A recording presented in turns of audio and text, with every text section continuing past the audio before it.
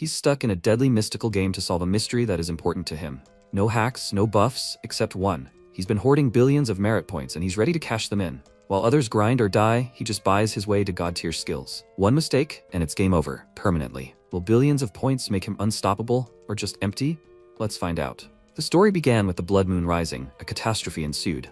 Original sin descended. The world was at a turning point. For him, it's just a game. All because he has money and power. While others were fighting for their lives in the dungeons, he was getting billions without much effort. Emptying the store, awakening supernatural powers, constantly winning with his teammates. Who else could do this? He was chosen to be the savior.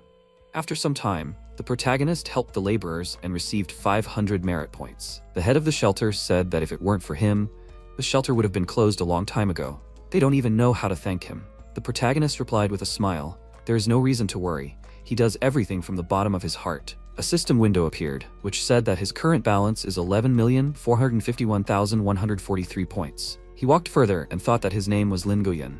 He had no home, no car, and his parents were dead. And he was tied to the system.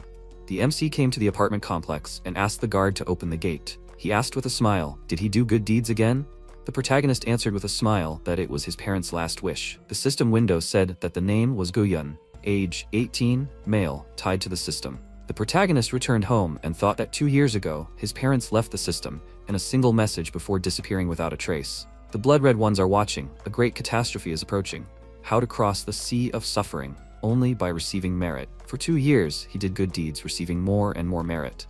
However, what does using merit points even mean? The MC was calmly quenching his thirst when suddenly the water turned red. He looked out the window in fear and, seeing the bloody moon, stood up in horror. A system window appeared, saying that he had qualified as an original sin player. The first copy would open in 24 hours. The protagonist asked in confusion, what was this? It felt like everything was real. What should he do now? Suddenly, glitches began and the system disappeared, and a moment later it reappeared. The system window said that a low-level system plugin was detected and successfully integrated with the original sin system. The consumption system is unlocked. The available balance is 11,451,143. MC was horrified and thought that now is not the time to panic. He asked if the invitation to the game is still valid. The system window responded that he has access to email. The protagonist thought that the countdown is still going on. It seems that he has nowhere to run. There must be something about what is happening. He took out his phone and started typing in his query, when suddenly a warning popped up, saying that they had detected him searching for the keyword original sin game. If he had received an invitation, then he should visit their web archive with detailed information. If he had heard about the game from another person, then he should contact them. The MC pointed out with a serious face that they even had an official website. It seemed that the game had been around for quite some time. After some time, the protagonist went to the website and started reading the information, saying that firstly, they would have to believe that the original sin game was not a figment of the imagination. The Human Security Bureau exists to quickly respond to the situation. Note, there may be many monsters and events in the game that contradict science and common sense. Please let the players pay full attention to their own safety. Let them also try to survive and complete the tasks. If they fail the task, they will face serious consequences. By completing the missions, players will be able to get various rewards, treasures, special abilities, and even the fulfillment of their deepest desires. MC noted that this is a game filled from head to toe with monsters, supernatural phenomena, where failure entails serious consequences. But at the same time, successful completion of tasks brings rewards. So, there are risks and opportunities in the game. Is the basic plugin compatible? It seems to have some advantages at the beginning. He thought with a serious face that he must survive, and he doesn't care what awaits him tomorrow. You definitely can't die here. After a while, the protagonist thought that over the past few days, he had collected food, water, warm clothes, and basic medicines. He dressed in a business suit when suddenly everything around him began to disappear, and he found himself in an empty space. A system window appeared, notifying that there were 15 minutes left before the game began. Let him please enter the preliminary data in advance. MC screamed in horror. Why didn't anyone tell him about this before? A moment later, he appeared at the table with other players. Suddenly, the old man fell off his chair and the protagonist asked excitedly if everything was okay with him. At this point, Sho asked with a serious face, "Are they all new? Has anyone tried to play before?" Stella asked excitedly, "Is this not his first time participating in something like this? Is everything that was written on the internet true?" He agreed and added that the information on the official website was reliable. If they became a player of Original Sin, then they would have to participate once a week. The players asked fearfully, "Once a week?" Shu shouted furiously, Yes, this life or death game would take place once a week until they died. The MC thought with a serious face that at first it seemed like this man was intimidating them. But in fact, he just needed to share his experience with them. He would try to get him to talk. Maybe he would be able to find out some useful information. The protagonist began to clap his hands in admiration and noted that such a strong person like him could not have problems surviving. Could he teach them something useful? Sho, with a confident smile, replied that he had some things. First, he should not interfere in other people's affairs. His life is the most valuable and important thing he has. Second, he should forget about the existence of common sense. Demons, spirits, ghosts, all of this is in the game. And most importantly, there are some special rules. Breaking them will lead to an even faster death than from the clutches of monsters. The protagonist thought that the rules, as mentioned on the site, are changing and they should not be broken.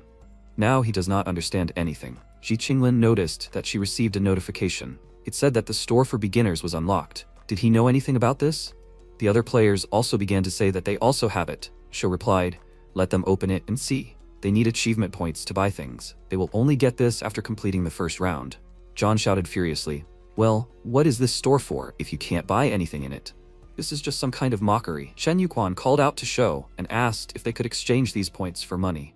He replied with a smile that he had a good imagination. Achievement points could only be exchanged for ancient artifacts that possessed spiritual energy. The protagonist, upon hearing this, immediately sparkled with the desire to participate.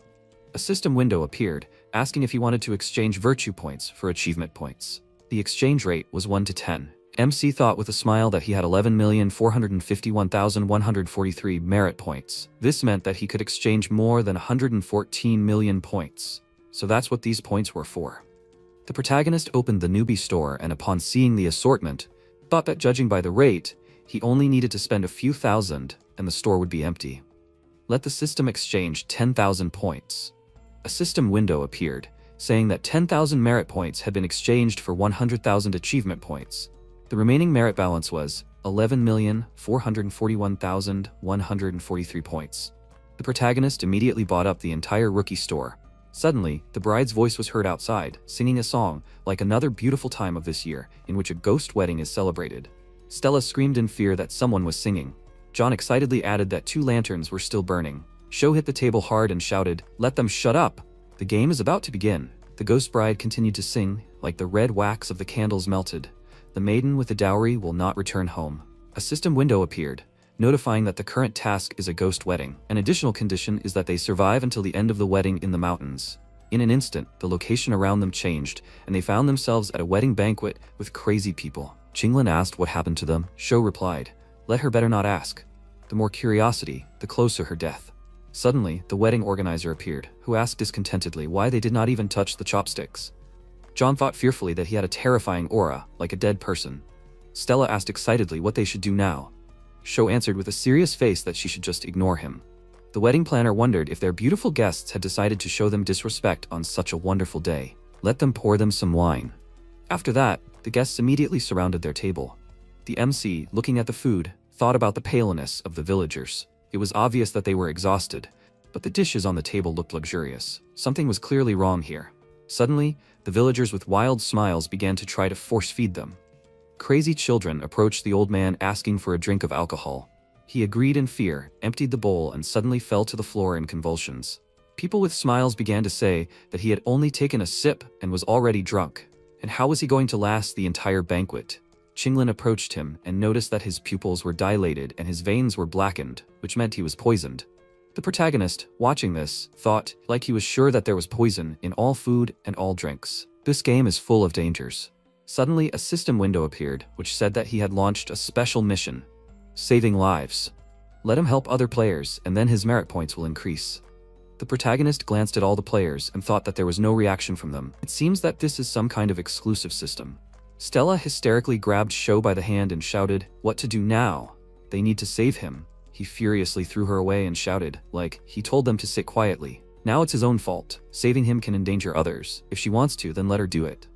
MC nobly stood up and noted that he would help him. He took out a mind purification pill, which contains stamens of glowing grass and refined sugar and removes toxins, effective against poisoning. The protagonist thought with a smile that the medicine from the beginner store is much more useful than it seemed. He walked up to the old man and brought the pill to his mouth. Stella was surprised to notice that the item had a pleasant smell. Sho thought irritably, "This guy is a newbie. Where did he get such an item?" MC fed the pill to Yuquan, and he immediately felt better. Stella exclaimed in shock that he was able to heal him. He lifted him up and asked if he was okay. The old man thanked him and replied that without his help, he would have already died. Suddenly, system windows appeared, notifying that a special mission had been completed, saving a life. The content of the mission is to save the poisoned Yuquan. The reward is 7,777 merit points. The protagonist thought with a smile that, as expected, he received even more points for saving a life. Wait, there is another notification. What is this? The system window says that the current task is Ghost Wedding in the Mountains. The first mission is to survive until the end of the ghost wedding. Reward, 1,500 achievement points. The second mission is to save the bride, Bai Ling. Reward, 3,000 achievement points, 3 items in the store. The third mission is to steal the statue of the Ghost of the Three Rivers. Reward, 500 achievement points, 1 item in the store. The fourth mission is to find out the truth about the wedding. Reward, 5,000 achievement points. MC thought, so there's a whole series of missions? Are there other goals in the game besides survival? Basic missions are the easiest, but the rewards are not that big. To get more rewards, you need to find hidden missions. Although he does not lack points, an increase in the assortment in the store can help him. All these missions are worth the effort. After a while, Qinglin asked with a serious face, "Did anyone notice where the villagers went?" The protagonist, picking up a plate from the floor, suggested that they probably ran away while they were all focused on saving the old man. They still don't know what they're up to. John confidently started walking towards the exit and exclaimed that they can't just sit and wait. Shu shouted furiously, "What is he doing? Don't let him act like an idiot." He tried to open the door, but it was no use, and he noticed that it was locked. The man pushed him away and said that he told him not to act rashly. Doesn't he understand? Or does he want to die here? The MC said that he thought he was right. The villagers were clearly hostile towards them. This was better than just sitting and waiting to be killed. Shou answered with a serious face that there were no leads. What made him think that there were no traps on the street? The protagonist explained with a smile that they had an ally who could help, and that was the bride. Since the marriage was concluded with a ghost, she herself was probably a victim and wanted to help them. Shou wondered if the bride was a ghost. If they wanted to, then they could go for it, but he would stay. John got up from the floor and said that he was coming with him. Qinglin thought with a serious face that he was too decisive. He was obviously hiding something from them. She said that she was coming with them. Old man Yuquan noted that he should go too. MC helped him up and said that he had better rest for a while. Stella excitedly grabbed Shou and said that she would be with him. The protagonist approached him and told him to take care of them. They would be back soon. Tell him to call for help if something happened. After that, the three of them went inside the building. Opening the door, they saw strange paper people in front of them. John shouted in fear that things were bad. Why were there strange figures in the bridal room? The protagonist replied that otherwise the wedding would not be called ghostly. He approached the bride herself and said that they were random travelers who were caught up in the celebration. Does she want to run away with them? Does she agree to help them? MC, noticing that she was ignoring him, took off her wedding veil and, seeing that it was a paper figure, shouted in bewilderment, saying, "Are they really all just figures? But then where is the bride?" Stella wondered, was he really so sure that she existed? He was obviously a newbie, but how did this guy know something that other players did not? The protagonist has a system window with a task. He needs to save the bride, Ling. The reward was 3,000 achievement points. He thought that this was a person's name. Why would he save paper figures? But where was she? Qinglin said that they needed to see if there was some kind of mechanism in the room. She began to examine the room and after a while noticed that the middle of the bed was empty. MC thought that when the old man was poisoned, she was the first to understand what was going on. She was a smart, brave, and skillful girl. She was not that simple. Suddenly, John grabbed the paper figure of the bride and threw it on the floor. The three of them lifted the bed, found the basement, and armed with candles, went down. Qinglin noted that there was only one road. The protagonist replied that they had no other way. They began to move forward, when suddenly John noticed a paper hand and was very scared. The girl picked it up and noted that the hand was not real, just like those paper figures. There are 6 body parts. They should match those on the ground. John asked with displeasure why all the figures were torn to shreds. MC answered with a serious face that no. Don't they think these figures look like them? In ancient times, there was a custom according to which a bride from a wealthy family was accompanied by a dowry upon marriage. It included not only jewelry and paintings, but also people. And the 6 of them are the dowry at this ghostly wedding. The bride is not real, the bridal room is fake, not to mention the dowry. If his thoughts are correct, the real room is downstairs, and these figures hint at their future. There is no time to think. They need to go. They need to quickly find the bride, otherwise the remaining 3 will be in trouble. They quickly ran through the tunnel, when suddenly John noticed that there was something there. A moment later, they found themselves in front of a mysterious door. The protagonist opened the door and said that the bride was there. They went inside and saw the bride lying in front of them. Qinglin took off her scarf and noticed that she was alive. She was still breathing, but it seemed that she was unconscious. The protagonist asked if they could wake her up. The girl replied that she was not sure. She could not even imagine how to help her. MC called out to John and asked him to help her up. After a while, they pulled the bride out, and the protagonist said that he should be careful and not hit her against anything. Suddenly, the others ran into the room, screaming for help. The protagonist excitedly asked what had happened. Yuquan explained in fear that the villagers were going to kill them. Stella added in horror that each of them was armed with hoes and sickles. They were attacking everyone they saw. That man was trying to stop them. The MC, with a serious face, told Qinglin to take the bride with them. He would go out and see what was happening outside. At this time, outside, Shou, using a ghost servant, warned that one more step and he would act. The mad villagers began to attack him, but the ghost servant began to fight them off. The protagonist, seeing this, wondered in bewilderment, was this some kind of special power in the game? Suddenly, the ghost servant himself attacked Shou in the back. The MC wondered, did he attack his master? How many scars are on his back? Is this really the price for the ghost power? A system window appeared stating that they congratulate the player on a full system analysis. Guide, Phantom Servant of Pain, fragment not selected. Have him unlock all 0 illustrated guides and get a reward. The protagonist, after reading this, noted that the Phantom Servant of Pain is a fragment of the Echo level. The ghost is born and exists thanks to pain. It enjoys torturing others, attacks with a long whip, and each attack deals fixed damage to the player. Stella, watching what was happening, admiringly noted how strong it is. MC explained that using the Phantom Servant is expensive. It will not last that long. The protagonist approached Yuquan and asked if he had inspected the yard after they entered the house. The old man excitedly agreed and added that there is a low wall on the west side that they can climb over. The protagonist shouted for them to all run to the west side. Suddenly, the wedding planner furiously shouted for them to stop them right now. The mad villagers began to attack them, but Qinglin deftly began to throw all the opponents. Everyone, seeing this, stood up in surprise. She said seriously, let them not stand like pillars. They need to run faster. After a while, they reached the western part of the wall. Shou asked what they should do now. He could not hold out any longer, because the ghost servant only had 3 hits left. MC took out a talisman and replied that they would have to resort to desperate measures. He, seeing this, wondered in surprise, where did he get it from? The protagonist began to use the talisman and said, let the 3 heavenly masters who owned this in the past burn the evil spirits walking at night. He orders the demons and monsters to run. The protagonist threw 3 talismans at the feet of the mad villagers, and everything suddenly burst into huge flames. Shou exclaimed in admiration, what a huge power. Does he have more? Let him use it. MC said that the talisman allows you to drive out demons. They are still human, right? So it will not affect them. He wondered what they should do then. The protagonist replied with a smile that they needed to stick to the original plan. They climbed over the fence, and once outside, began to wait for the mad villagers. After that, after killing a couple of people, they went into the barn. Qinglin noticed that the villagers were growing in number. They needed to run. John excitedly asked where they should go. MC thought that the banquet was ruined, the bride was saved, but the ceremony was not over yet. They missed something. Suddenly, the bride woke up. The protagonist approached her and asked if she was okay. Did she remember her name? The girl, confused, introduced herself and asked where she was and who they were. The protagonist replied with a smile that they were a bunch of losers who had gotten into a wedding ceremony. Does she know anything about the ghost marriage? Ling replied that she didn't know for sure. She had been captured a couple of days ago.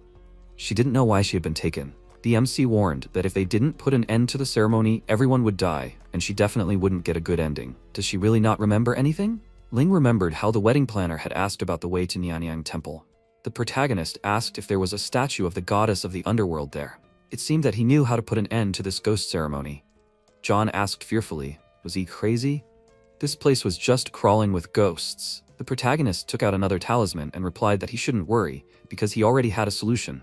It was an invisibility talisman that hides the body, transforms it, making it invisible and inaudible. Effect grants invisibility to everyone within a radius of 5 meters for the duration of the incense sticks. If they touch anyone during the use of the spell, they will immediately become visible, so let them be careful. After that, they ran out of the barn. MC noticed that they only had 3 sticks, so they needed to speed up. After a while, they got close to a large house. John, hiding behind the trees, said with a smile that they really couldn't see them. The protagonist responded angrily, let him shut his mouth. They entered the ancestral hall and closed the door. Qinglin reported that there was a path leading to the top of the mountain behind the hall. The protagonist replied that they should go then.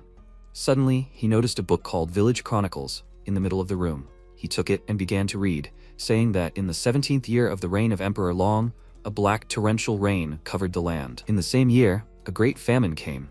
People began to devour each other, and evil spirits descended to the earth. After a while, they went to the top of the mountain. MC gave Ling his hand and told her to hold on to it. By the way, does she know what the black rain mentioned in the Village Chronicles was? The girl replied that no one could answer for sure. There were so many rumors. They said that the emperor was angry and killed even the most honorable of officials. The heavens became angry, and black rain fell from the sky. She heard that there was the same rain in Guangzhou. But John interrupted her and started to joke around, saying that they didn't expect the mountain to be teeming with monsters and ghosts, right? Qinglin irritably hit him on the head and told him to stop talking nonsense. MC, seeing the shadow of the temple, thought that according to the chronicles, it was the temple that protected the village from the black rain, but all the villagers became monsters. Suddenly, Shou stopped them and excitedly noted that they were there. In front of them was a huge, powerful temple. Everyone was shocked by the dark aura hovering around this place. He shouted angrily that they should leave as soon as possible. Suddenly, a silhouette of a person appeared near the gate. It was Emperor Long himself. He said with a furious smile that since they dared to come here, they would not return back. Shou fearfully summoned a ghost servant and tried to strike, but the emperor grabbed the spirit and asked, "Is this an exorcism? Is he from the reincarnation sect?" He shouted that he had no idea what he was talking about. Long smiled and pointed out that this was a wild ghost. He would not be polite to him. Suddenly, he used his skill and absorbed the ghost servant. MC, watching what was happening, shouted in fear. Could he really subjugate a ghost servant with one move? Long began to suck the ghost servant into his vessel. Shou, sitting on his knees, grabbed his head. Then the emperor closed the lid of the vessel and said that this is excellent. It is very rare to take such a spirit for himself. May his ghost mother bless him. The next second, Shou fell to the ground, and the emperor, smiling madly, turned his head and said, "Judging by her outfit, is she the bride at today's wedding?" Ling, sitting on the ground, looked at him in fear, and then put her hands in front of her and screamed at him not to come and touch her.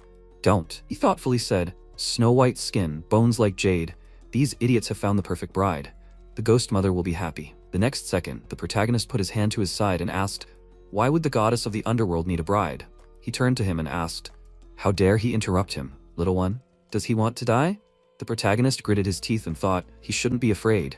He should stall for time. He pointed at himself and added, "But they, who are accompanying the bride, don't have much time left anyway, right?" He smirked and said, "How interesting, what strange clothes he is wearing." Then he put his hand on his shoulder and said, he still dares to snap at him, knowing that his death is imminent. "Who does he think he is, boy?" Then the MC reached into his pants pocket and with an awkward smile said that he was just a wandering traveler. According to tradition, if they do not know the cause of death, they become wandering spirits after death. That's why he dared to ask. The emperor then looked at the spirit in his hand and asked, "Does that mean he doesn't want to become a spirit? He wants to know more about the wedding?" The protagonist turned around, and then the emperor clenched his fist with the spirit in his hand and said that he was lucky he was in a good mood today, so he would tell. Of course, it was not the mother who needed this marriage. A ghost wedding, during which the bride marries Vajrasada. As for them, they were part of the sacrificial ritual. He pointed the flag with the symbol at them and said, they should not worry. He would make sure that not even a wandering spirit remained from them. The next second, several spirits rushed straight towards them. And then the emperor turned around in surprise, seeing powerful rays of light, and asked what was going on. His eyes widened in surprise when he saw the spirit of a huge tiger. The protagonist held a statue in his hands and walked forward. John fell to the ground in relief and said that he thought he was going to die. Buddy, he saved him again. The protagonist held a white tiger in his hands, restoring spiritual power to 85%. Turning around, he shouted at them to leave here as soon as possible. Blocking one attack consumes 15% of spiritual power. They need to buy some time. Then Qinglin waved her hand and said that they should go. They will not interfere with him. Long, perplexed, thought, a spiritual transformation artifact? This is a mid-grade weapon. But he did not feel any spiritual power from this guy. How is this possible? Then he pointed the flag at him and shouted, "Who is he really?" The protagonist spread his arms out to the sides and smiled and said he was just a wanderer. Can they continue to chat and not fight? He shouted back, "Idiot, how dare he?" He concentrated his energy and sent it forward. The powerful energy met with the white tiger, and he said, "Ghost flame." But MC and the tiger spirit were standing in the barrier. The ghost flame crashed into the barrier, unable to go further. The emperor bowed his head and smiled madly, saying, it was in vain that he relied on his weapon. When he ran out of spiritual energy, he would skin him and tear him apart alive. The protagonist frowned and thought, damn, he was caught. The next second, the flames started to hit him, and he ran in the opposite direction. The emperor asked, "What's wrong?" Is he not being sarcastic anymore, brat? The protagonist knelt down on one knee, holding the ground, and thought, if he continues to stupidly dodge, nothing will come of it. He needs to seize the initiative. After that, he waved his hand and shouted, "White Tiger." The spirit rushed to attack and raised a huge paw right above the Emperor, but he managed to create a barrier and asked, does he think he can't predict his actions? Without the support of spiritual power, relying only on weapons, he will not be able to break through the soul banner. He put his hand forward and said that after his death, he would use the ghost fire of the vengeful spirits and improve this magic weapon. After that, he clenched his fist, but Qinglin threw several talismans at him, and he turned to her, sighed, and asked, does she still want to die? The next moment, his barriers began to crack. He saw a tiger pressing its paws on his barrier, and, spreading his arms to the sides, perplexed, he shouted, what is happening? The protagonist gave a command to Qinglin, and she threw the talismans forward again. An explosion occurred, and then the Emperor jumped to the side and asked, what did they do? MC sighed and said, it seems his spiritual energy was exhausted earlier. He replied that it was impossible. As long as the mother statue, before he could finish speaking, the protagonist raised his index finger and continued. As long as the ghost mother statue of the ghost is intact, the spiritual power cannot. The Emperor continued for him. Be exhausted? In the 12th year of Emperor Long's reign, a sudden mountain flood caused the loss of the mother's statue. The search lasted for 3 months, but all was in vain, and the poor villagers were flogged 30 times. But after the statue was returned, a great famine came. The villagers died one after another. The protagonist looked at the book and said, so the only punishment was whipping? But before, people were simply killed. With these words, he slammed the book shut. And at that moment, Yuquan ran out of the building, clutching the statues in his hands. He shouted that he stole, he took. The Emperor shouted angrily, and then ran to attack. But the protagonist and the white tiger stood in front of him. He asked, but where was he going? He stopped and, pointing his finger at him, said, so he was just trying to distract him from the beginning? He replied, exactly. They planned every step. Villains should not keep diaries and reveal their plans. It's too easy to find out their weaknesses. After that, he threw the book and John, stretching his hand joints, and said how he had been waiting for this. The protagonist sat down near the statue and thought, the statue of the ghost mother. He stretched out his hand to it, and the system reported that the mission was completed. The ghost wedding is over. Congratulations on completing the game. Please? He must wait. Calculating additional rewards. Yuquan, stretching out his hand to the statue, asked, the system says the game is over? Is this really true? MC leaned over and took his hand, confirming it. He also saw the notification. It's over. Then they turned to Stella, who clutched her chest and cried loudly. John adjusted the cap on his head and shouted, why is she crying? No one is injured or dead. What bad luck? Qinglin hugged the girl and looked at him angrily. He raised his hands in fear, and then the protagonist turned his attention to Shou, who was still lying on the ground, and asked how he was feeling. Qinglin replied that his vital signs were stable, he just lost consciousness. He added, the game was over. He didn't know how long they would be here. She raised her index finger and added, the estimated time was between 5 and 15 minutes. Then the surviving players would be teleported to the starting area. He looked at her and turned around abruptly, asking, how did she know this? She spread her arms out to the sides and replied, he wasn't the only one keeping secrets from others. She then walked up to Ling and asked, did she have a plan? What was she going to do? She turned around in confusion and asked, were they really leaving? The next second, their gaze turned to the depths of the forest, and several riders appeared from the rising cloud of dust. One of them stopped near the players, and Ling said, benefactors. She asks them to stop. These are people from her family. Is she okay? Did they come on her father's orders? Zheng Wei got off his horse and bowed, putting his hand to his chest, saying, Wei of the Leopard Cavalry greets the young lady. He apologizes for not making it in time. He deserves to die. The protagonist, looking at this, sighed and said, it seems they really don't need to worry about what will happen to her. The next second, his hand began to dissolve, and he looked at it in bewilderment. Qinglin, who also began to dissolve, turning to Ling, noted that it was time for them to say goodbye, and at this point they parted ways. The next second, several pillars of bright light rushed into the sky, and Wei said there was no trace of them left. Madam, who are these people? She replied that she did not even have time to find out their names. The system reported that the game is over. The rewards are being counted. Achievement points, 14,500. Number of completed missions, 4 out of 4. Special missions, 3 completed. Purchase per mission, 200%. Purchase of special items in the store is unlocked. Special reward for completing hidden missions, 1 beacon. The protagonist, looking thoughtfully at the system window, said, the store remains open until the next task. He can study everything more carefully. Then he thought, all the missions are completed, and the reward is only 14,500 points. This does not even cover the cost of the items used. If you only do the main missions, then you need several games to exchange points for one thing in the store.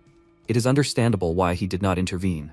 Then he waved his hand and added, "But his situation is different. He does not lack points, but goods from the store." The system asked if he wants to return to the real world. He confirmed his choice, and the next second he found himself in his room. He patted his body and noticed that he was back where he started. He looked at the wall clock and said, "Only a few minutes have passed." And then everything swam before his eyes again, and he, clutching his head, said that it was splitting. What was happening to him? After that, he lay down on the bed and said that he needed to sleep for a while.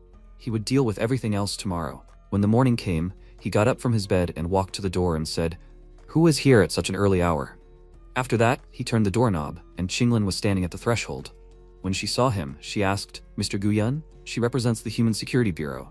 They are asking for his cooperation in investigating some cases. He thought in surprise, "Human Security Bureau? That was the name of the old organization, wasn't it?" Then he asked, "So she didn't just appear in the game for no reason? And she didn't even come here for nothing?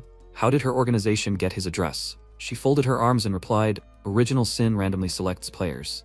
Their meeting was just a coincidence." She looked to the side and added, "As for the second question, if he cooperates with them, he will get answers to everything."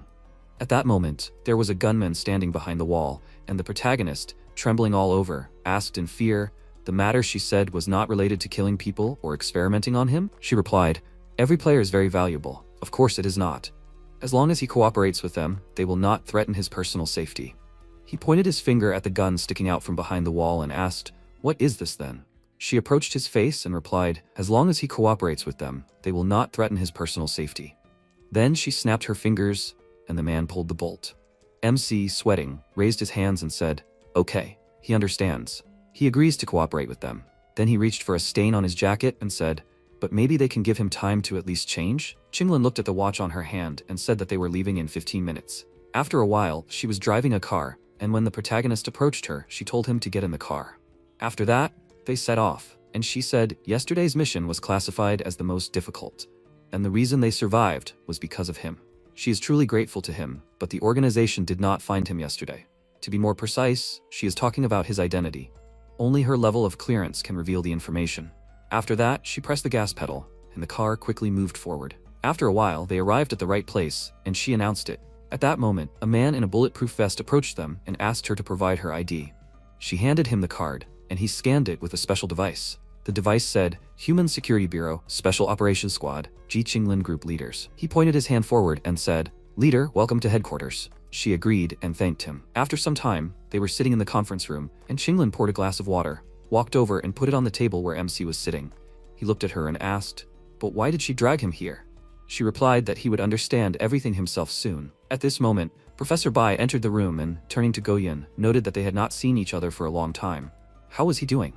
He stood up in surprise, leaning his hands on the table and asked, "Uncle Bai, what is he doing here?" Professor Bai, a famous folklorist, historian, and archaeologist, an important employee, smiled, spread his arms out to the sides and replied, "He is doing research, of course. He is the same player as he is. However, age takes its toll." Qinglin explained that Professor Bai is the main and most important member of the organization's research team, as well as one of the honorary deputy directors of the Bureau. He said, "No need. If it were not for the disappearance of Fen Miang and his wife, the position would not have passed to him." The protagonist ran up to him, put his hand on his chest and asked, "Lin Fengmiang? Did his parents work in the Bureau too?" He looked at him and replied, "It seems he really doesn't know anything at all." Professor Fengmiang and Zhang Hongli are considered the founders and elders of the Security Bureau. They were the first to discover the anomalies and predict the emergence of original sin, but, unfortunately, heaven always takes the best. MC pulled himself up to his robe and asked, "So his parents didn't die in a car accident?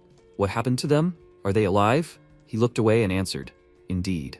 At that moment, Qinglin stood between them and, turning to the professor, said that he has no right to say this. The information is classified. He replied that he understands, and the protagonist, putting his hand on his chest, perplexed, asked, "Why? He can't find out the details about his parents?" She replied that he will have to sign an agreement and become a member of the organization. After that, she handed him a folder with a document and added that she wanted him to understand one thing. Signing the contract meant that he would become part of the battle against the distortions. He would face strangeness, madness, and maybe death. He looked at the documents and said that they do not intentionally send people on a mission from which they cannot return. She replied that, as she said before, every player is important. They will not sacrifice anyone intentionally unless that sacrifice helps save more lives. After that, the protagonist signed the document and said that in that case, he will definitely find out the whole truth. Meanwhile, the man was watching the events from the big screen and asked what he thought of this guy. Xu Jingyan, frowning, looked at the screen and replied that he was impulsive, self-confident, hot-tempered, and arrogant. He asked, "Isn't that great?" And he walked to the door and turned on the light and asked, "Why is it so dark?" He replied that everyone had different responsibilities. He was responsible for doubt, and he was responsible for faith. Meanwhile, the professor clutched the documents and said that he would become one of them once he signed the contract. He still had 2 projects. Qinglin would be teaching him. After that, the door closed behind him, and they sat down at the table. The protagonist looked at her and said uncertainly, "So?" She stood in front of him and said, "Qinglin, former head of the Special Analysis Team of the Human Security Bureau, currently the head of the 2nd Special Operations Team." They shook hands, and he awkwardly scratched the back of his head, replied that he. But before he could finish speaking, she said, "Lin Goyun, 20 years old, unemployed, son of the founder of the organization, dropped out of the department of his university, not in a romantic relationship." Then she sat down on the chair and said, "As he can understand, they know a lot about him regarding the Bureau. They are the official organization that handles the investigation of all abnormal incidents, including the original sin." He frowned and asked, "Including? Are there other abnormal incidents?" She replied that there were more than he thought. He could look for himself. After that, she handed him a file folder with a document, and he took out a piece of paper that said, 1980, Dragonfall Incident, 1930, Ghost Market, 1943, Ascension Banquet, 1950, Ghost Incident, 1965, Heavenly Eye Prodigy, 1962, Cat-Faced Lady. The abnormal incidents in the past were literally spewing flames in mysterious caves. They could not be allowed to happen again. But now the monsters from the cave crawled out. One of them is related to the original sin. The protagonist asked, "Did the other anomalies disappear with the game?" She answered, "Not really. According to his father's research, all of these became like small worlds. It works the same way as black holes. When a very large anomaly appears, all the others are absorbed." She walked to the wall and added, "Now working with the original sin and derivative incidents is the main task of their work."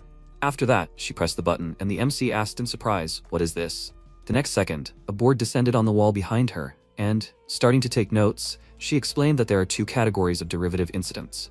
The first is out-of-control players. They accidentally gain incredible power, and some of them start doing evil. They monitor and limit such people.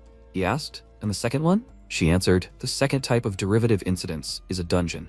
The term does not refer to the dungeons of their missions in the game, but rather to those that manifested in reality. The protagonist, clutching the documents, asked, "Can this appear here?" She pointed to the side and asked, "Does he remember what was written on the official website? Failure of the mission will have serious consequences." He said, "So?" She said, "When all the players are eliminated, the mission is considered failed, and then a dungeon will materialize in the real world. This is the second type of tasks they need to cope with." The protagonist thought, "So, this is what a failed mission threatens. Why hadn't he heard about this before?" She took the suitcase in her hand and told him not to worry. Usually dungeons are dealt with by veterans of past games. He should take it. This is his introductory baggage. She handed it to the protagonist, and he opened the suitcase and was surprised to see a gun.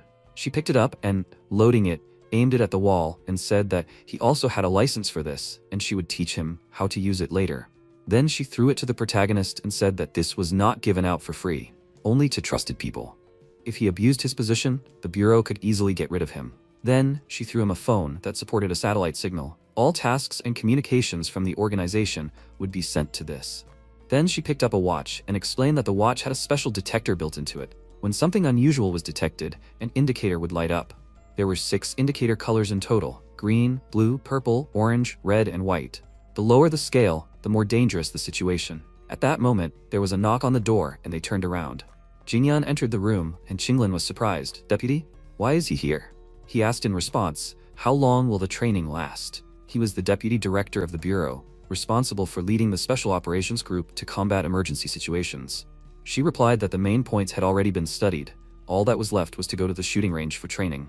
He held the documents in his hand and said that it could wait. Now she had an urgent task. After that, he handed her the documents, which stated the mission code: a cabin in the forest. Mission type: uncontrolled dungeon. Danger level: night rank. She, surprised, asked, "A dungeon?" She slammed her hands on the table and added, "But deputy, he has only completed 1 mission." He folded his arms across his chest, looked at the protagonist and said, "No buts, this is a mission. He either accepts it or rejects it." The protagonist asked if he could find out what the consequences of refusal were. He answered, "Nothing special, just the document he signed will be cancelled. His memories of the Bureau will be erased, he will be sent back to where he came from." He wondered, what about the entrance test?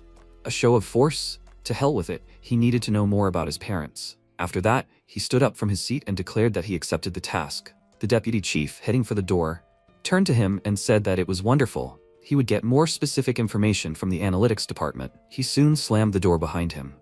Then they started discussing, and MC said that he felt like the deputy chief was being wary of him.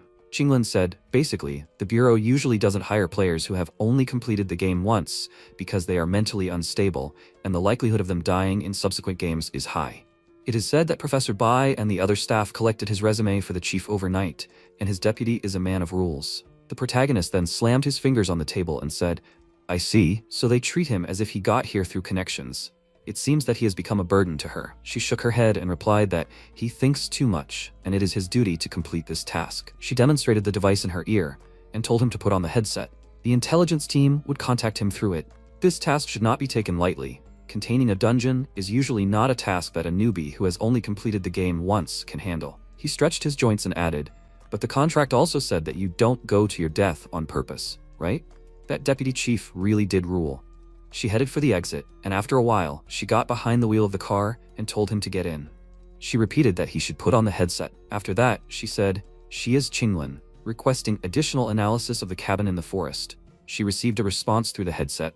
The application is already under review, connecting to the private network, connecting to the intelligence department. An auxiliary representative is on the line. An auxiliary representative of Iris is on site. She will provide them with information support. The cabin in the forest appeared 36 hours ago. The scale of the pollution is 1,200 square meters. The area is currently blocked off. At the moment, there are 3 people in the temporary team. The team leader is Li Shuyang, group member Ji Qinglin, and Lin Goyun. That's all the information about the incident in the cabin in the forest. Are there any questions? She replied, none. The MC said, so the team leader of this quest will be a veteran. It seems that the deputy was just planning to test whether he had the courage to take on this quest. Qinglin frowned and said, Shuyang, she advises him not to expect too much from him. He was surprised. Why? She replied that he would know when he saw him. After a while, they arrived at the scene. Shuyang, kneeling, emptied the contents of his stomach into a bucket, and the protagonist, covering his nose, asked, is this a veteran? Li Shuyang, 29, a disciple who abandoned the Heavenly Master's palace and has completed the game 5 times. He is a lifelong alcoholic and his completion rate is extremely low. Qinglin frowned and asked if he knew now why she said he was unreliable. She then asked him to give her a bucket of water, ice-cold water. The military replied, yes. After that, she poured the contents of the bucket onto Shuyang's face, and he jumped up in surprise and asked, what's the matter? Is it raining? She looked at him seriously and said that they were on a mission. He asked, is that voice a bluebird? He then lay down on the ground again and turned around and said, he must be dreaming, otherwise how could he have seen the bluebird? Qinglin irritably put her hand to the bridge of her nose and ordered them to pour it on him a few more times. If he still didn't come to his senses, they should call a few people and take him away from here. They should follow her to the scene. The military man said, okay. After that, they walked forward and MC asked, did he just call her Blue what? She answered, Bluebird. That was her former code name in the Information Reconnaissance Squad. She put her finger on the headset and Iris said, Qinglin's sister used to be their captain. Then the military man pointed his finger forward. A huge castle appeared in front of them, and the protagonist thought in surprise, darkness? Anomaly? It's not. Is this a feeling of imbalance? It looks like a fragment of reality has been squeezed in, so this is the dungeon that has gotten out of control. Then his watch lit up and he was surprised. An alert? Could it be that the anomaly escaped from the dungeon? Qinglin frowned and replied that it was not an anomaly, but a distortion. She raised her index finger and told everyone to put on protective suits. Iris, she had to locate them to find out if the distortion was spreading. The protagonist asked, what is a distortion? Do they need to put on some kind of equipment? She replied that they didn't need it. She should have taught him this after using a gun, but after real experience, he would figure it out on his own. Anomaly is a general term for all kinds of supernatural things. Monsters, terrain, rules. And distortion is an abnormal appendage, something like a virus or radiation. They infect ordinary people, distorting them and turning them into monsters. A protective suit can slow down the speed at which it spreads to people. The protagonist thought, since anomalies distort ordinary people, so why don't they need a protective suit? Wait a minute, ordinary people? He asked. Don't they need it just because they are players? Qinglin folded her arms and replied that it was true. After all, they had long been subjected to the largest abnormal distortion. Then Iris said, after comparative calculations, the target's distortion radius had increased by 50 meters in 2 hours. There was a tendency for further spread. Qinglin said, the distortion scale was growing rapidly, which meant the danger level had also become higher. How long would it take to quickly mobilize resources? She replied that it was already too late. There were no special operation personnel left in the city on standby. The village was 800 meters away. Qinglin thoughtfully put her hand to her chin and frowned, telling her to prioritize the evacuation, then apply for support. MC put his hand on her shoulder and gave her a thumbs up, telling her not to worry. He thought he could save the day. He threw Shiyang's arm over his shoulder, supporting him. Qinglin walked closer to the distortion and turned around and said, "The cabin in the forest is classified as a night level, indicating that there is at least one or more supernatural phenomena or rules. You shouldn't take it lightly. Their goal is to conduct an investigation. They need to be prepared and evacuate at any time when danger comes." She opened the door and walked inside, adding, "So they should try to work together and not split up." The next second, she turned around in surprise, and the protagonist put his hand on the headset, perplexed, said, "Iris." Qinglin disappeared before their eyes. "What the hell is going on there?" She replied that her position was lost. She couldn't contact her. He looked at the screen of his phone and added, "Not to mention the special satellite positioning. Is there any signal?" Shuyang walked away from him and said, "There was when they were on the ground. She was dragged to another place. Obviously, it would be impossible to contact her." Then he poured the contents of the bottle into his mouth and added, "She mentioned the problem with space when they sent out the advanced team before, Iris. The advanced team actually encountered the phenomenon of spatial folding. The length of the corridor exceeded the actual length of the building, and after opening the door, the situation became chaotic. But before this, there had never been a situation and forced movement in space. There were changes in the rules in the dungeon, and the reconnaissance team recommended abandoning the operation and waiting for reinforcements." Shiyang smirked and said, "The rules of space are the most unpleasant thing." "Well, does he want to give up?" MC took a deep breath and then exhaled and asked for a minute. He mentally asked the system to open a store to exchange the reward. At this time, Qinglin tried to contact Iris and said that she asked for a response as soon as she received this message. Her phone screen showed that there was currently no signal. She noted that the signal was gone, which meant that she would not be able to contact her. Apparently, she was in trouble. Qinglin noticed, looking at the exits, that it turned out that she needed to get out of here on her own. She decided to quickly leave the room through the entrance opening, but suddenly appeared again in the place from which she made her dash. Qinglin looked around and asked in bewilderment, "Is this really a spatial fold?" After which she tried to leave the museum in different ways, even backwards, but she did not succeed. Qinglin grabbed her head with her hand and noted that she had already tried to get out of here in different ways, but she constantly returned to the same place. She looked at the corridor and said that if she could not leave here, then she would have to continue her exploration from the inside herself. After a while, in another space, Shuyang asked if he was really going to enter it. The protagonist chuckled and said that he was naturally going to. They both entered the museum exploration path at the same time. Afterwards, the protagonist asked Iris that he was asking her to repeat the information about the dungeon clue. Iris said that the advance party had received 3 clues at the moment. The first clue was that the art museum was run by a family of 3. Some of the party had received spiritual visions and they saw their life picture. The second clue was that each statue contained remains, indicating that there were a large number of people killed. The third clue was that the advance party had encountered a wandering killer. Firearms had little effect on him. MC thought that this made it clear that he was the core of the mutation. Suddenly, a ghost of a girl appeared behind them, and she said that they had finally come here. They were surprised by her appearance and turned around in fear. She watched them closely and then looked at Goyin intently. The girl's ghost said that they should follow her. Shiyang asked what they would do. The protagonist said that they would follow her. After a while, they watched her, and the protagonist noted that he was a Taoist. Shouldn't he understand such things? He happily stated that there were no ghosts in this world. He was a convinced materialist. MC pointed to the ghost and noted that he could tell her this directly. Xiyang then touched the picture and noted that it was an anomaly that was related to a powerful distortion, only it manifested itself in the form of a ghost. Iris reported that according to data, anomalies often manifested themselves in the form of legends or monsters from classical literature. Nowadays, it is believed that people's thoughts influence their creation. Guyan scratched his head and asked, "What was the difference anyway?" He noted that it was like someone being killed by lightning. In ancient times, it would have been thought that the lightning had punished him for his bad deeds, but now it is believed that it was because he was under a tall tree during a heavy rain. In the first case, it is superstition, and in the second case, it is science. The protagonist thoughtfully asked what she wanted by calling him to this painting. The protagonist thought, looking closely at the painting, was she really asking for help?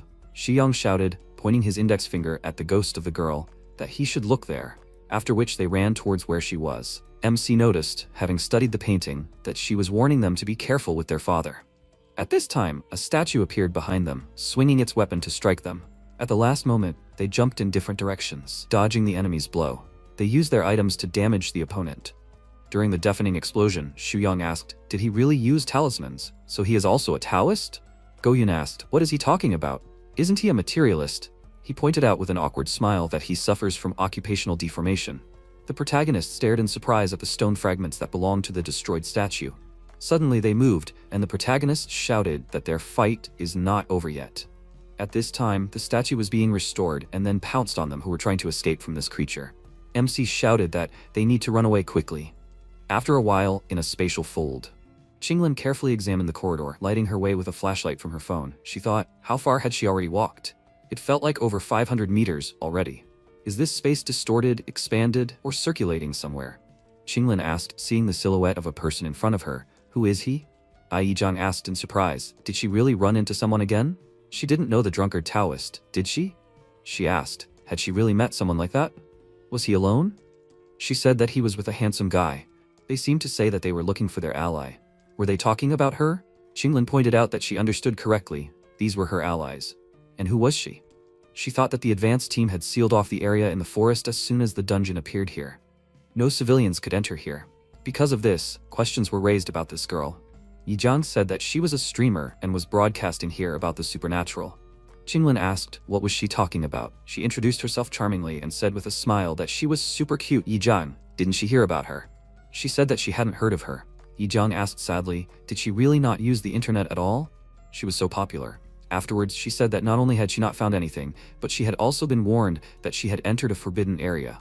She was leaving. Let her find her allies herself. Qinglin said that she had to stop. If she wanted to leave through the main entrance, she would not be able to. Yijang asked in fear, what did she mean? What do you mean she would not be able to leave? She said that a spatial fold had appeared here, so if this problem was not solved, the people who entered would never be able to leave. She shouted, running towards the exit, that she did not believe it. She was just trying to scare her. After she appeared back in the room, she looked dumbfounded. Qinglin crossed her arms and asked, does she understand now? Yijang asked in fear, how is this possible? What happened? She said in horror, crouching on the floor, that there was no way out. She asked where she ran into her allies. She needed to meet them. She said it was in the studio behind the corridor. After a while, Yijang said in fear that it was an aquarium from which there was no escape. It was just like that story. Qinglin asked what she was talking about. Her face changed and noted that there was a story about a killer ghost from an art museum. The legend says that the owner of this museum once went crazy, killed his entire family, and then disappeared. After that, people who entered the museum were forever lost and could not find the exit, until they met that crazy father, which is why they became new victims. She asked if there was anything else she could tell.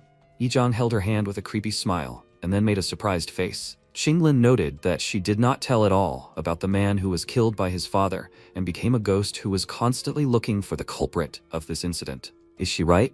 Then she used her ability to inflict electrical damage. Yijang screamed in pain and then turned into the ghost of the museum owner's daughter. She screamed when she found out about this. Qinglin prepared herself for battle and said that she knew it from the start. Her acting skills are terrible. They are in the same space, so there is no way she could meet her allies, unless she knew about everything that was happening here. Then she dealt a series of blows to the ghost of her daughter. She screamed that she would regret this. Her father would come for her. There was a terrible noise, and Qinglin covered her ears with her hands. Then she opened her eyes and asked, did she really escape? Qinglin thought she heard heavy footsteps and the sound of a heavy object growling. Could this be the father from the story? At this time, the protagonist and Shuyang were breathing heavily and hiding. Afterwards, Shuyang noted that it seemed quiet. The protagonist said that he was right. He said that now he felt like he had seen a scene like this in a horror movie many times. Two characters thought they had escaped, and just when they were breathing a sigh of relief, a killer appeared and said he found them. And then he killed the characters, and that was the end of the story. MC sighed heavily and said, looking out into the hallway, that the father's statue was indeed missing. They had no time to waste. Then Shuyang asked, why is he in such a hurry? He should wait for him. Guyun said that he was in a hurry to investigate.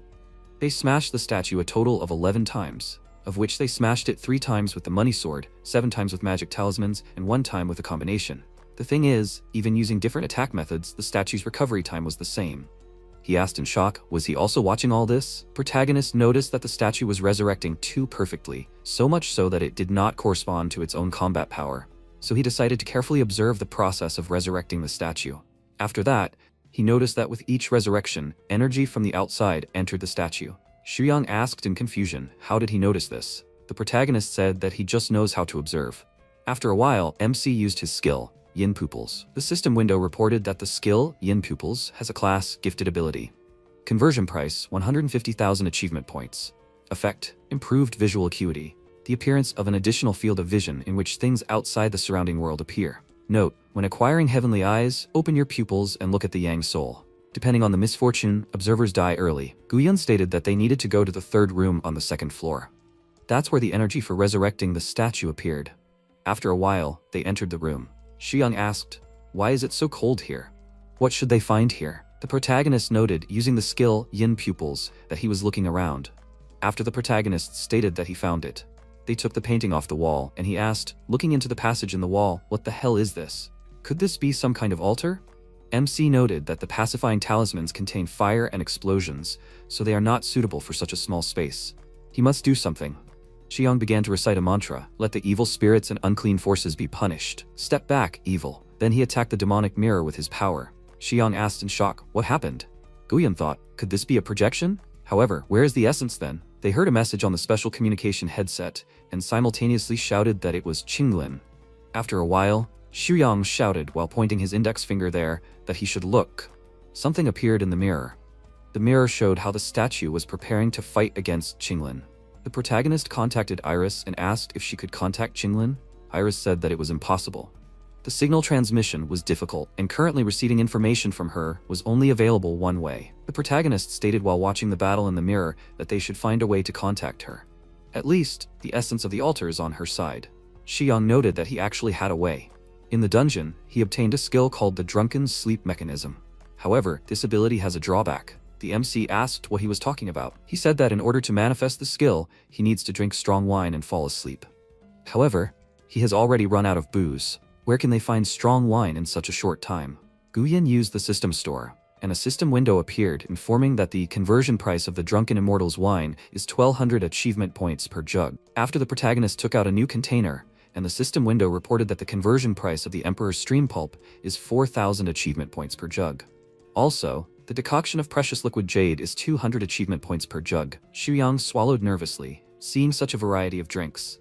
The protagonist asked, "Is this amount enough for him?" He happily shouted that it will be enough. This amount is enough for him to be on the verge of death 3 times. After Shuyang asked, "Does he want a technique that requires strong wine?" MC said that he is categorically against it. However, he has a lot of achievement points. At this time, Qinglin thought, after dealing damage to the enemy, did he really recover again?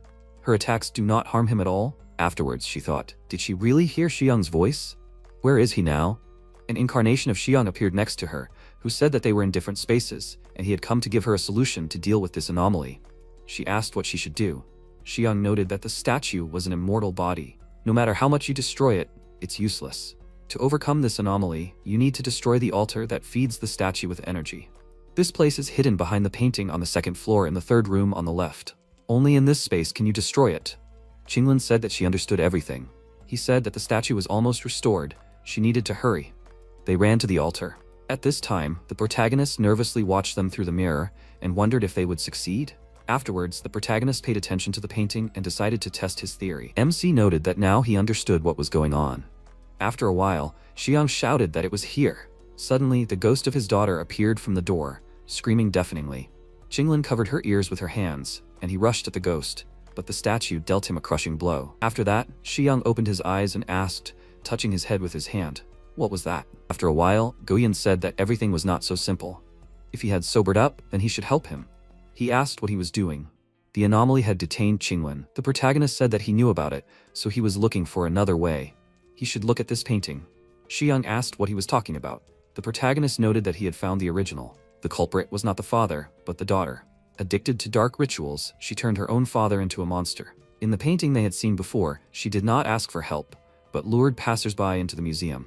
He remarked that he was no longer surprised that she had not let them into the room. What was he doing again? MC stated that he was looking for the essence of the statue.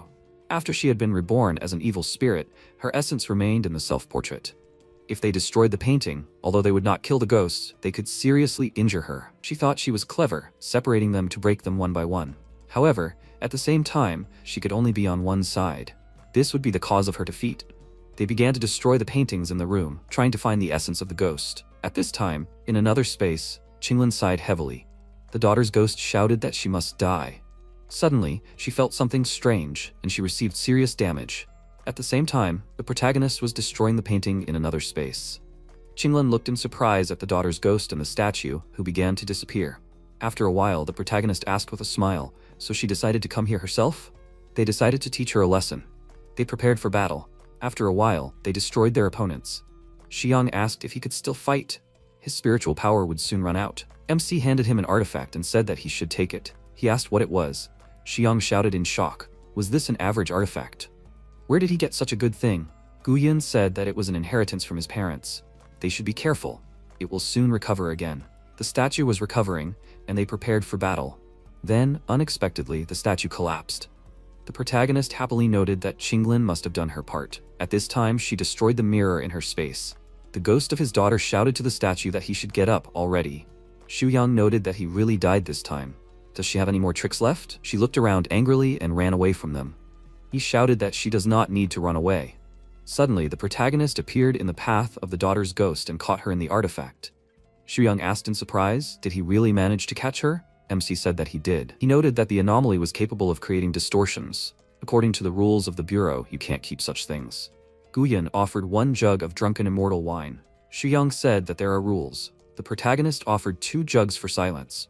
After which the protagonist said that his final price was 2 jugs of immortal and 3 jugs of Emperor's Flow pulp, otherwise he would let this trait go. He said that they had a deal. The anomaly's soul was completely destroyed. They turned around at the noise and Qinglin asked, is this their hobby? They shouted that it was an accident. Just an accident. She contacted Iris and reported that the spatial anomaly had disappeared. What about the level of energy distortion? Iris reported that the distortion area and energy level have been rapidly reduced. Preliminary assessment. Incident resolved. Qinglin said that it was time for them to leave. They had completed the task, they needed to return and report. They looked at her with a smile, and then left the museum. After a while, Jingyan noted that Goyun had performed especially well in this task. Was there anything else he could add to his report? Xuyang stated that he was very strong, much stronger than players who had only completed the game once. Goyun had a sense of justice and was willing to take risks for the sake of ordinary people and his teammates. He is smart and observes everything carefully, so he has great potential. However, he also hides a lot. He asked, is this about his parents' legacy? He received his report. He thanks him for his hard work. He said with a smile that he was glad to help. It is for the sake of the Bureau. After a while, the protagonist yawned and went to the sink to wash his face. After which, he sat in a chair and took out an artifact, a white tiger. The protagonist thought until the spiritual embodiment of the tiger appeared, that it was true. Only 2 days have passed, considering his reality. Is this what he was told? It turns out that he can conclude that the original sin passes once a week. He has 5 days left. In addition, the deputy director of Jingyan said that he does not like it when he enjoys privileges, and now, most likely, his attitude towards him has become too hostile. Or is this how he shows his caution? In addition, even his parents' personal affairs have been classified, so now everything is safe for cooperation. Suddenly, his phone rang. The phone screen showed that it was an unknown number. Feng Xingzi called out, introducing herself. This was Goyun, wasn't it? She was his assistant. She hoped they could get along. The MC was puzzled, asking what she was even talking about. She said that he only had a temporary assistant yesterday. A permanent one would be assigned later. Apparently, the previous assistant was a bluebird. Goyun asked, was she talking about Qinglin? Why didn't she call her by her name? Xingzi stretched in her chair and said that he didn't need to know that. However, the Bureau often used code names during missions to ensure the safety of its employees. This is what they taught in class. The protagonist pointed out that he hadn't completed his training yet. She said that it was strange that he knew her real name. By the way, why didn't he have a code name? Wasn't his data in the system? The protagonist said that he himself didn't know that. Xingzi said that he should wait a bit. She would check it herself now. Then she said that she had succeeded. His codename was Ju Long. MC was shocked by this news. Xingzi said that this was strange. There were 2 people using this codename?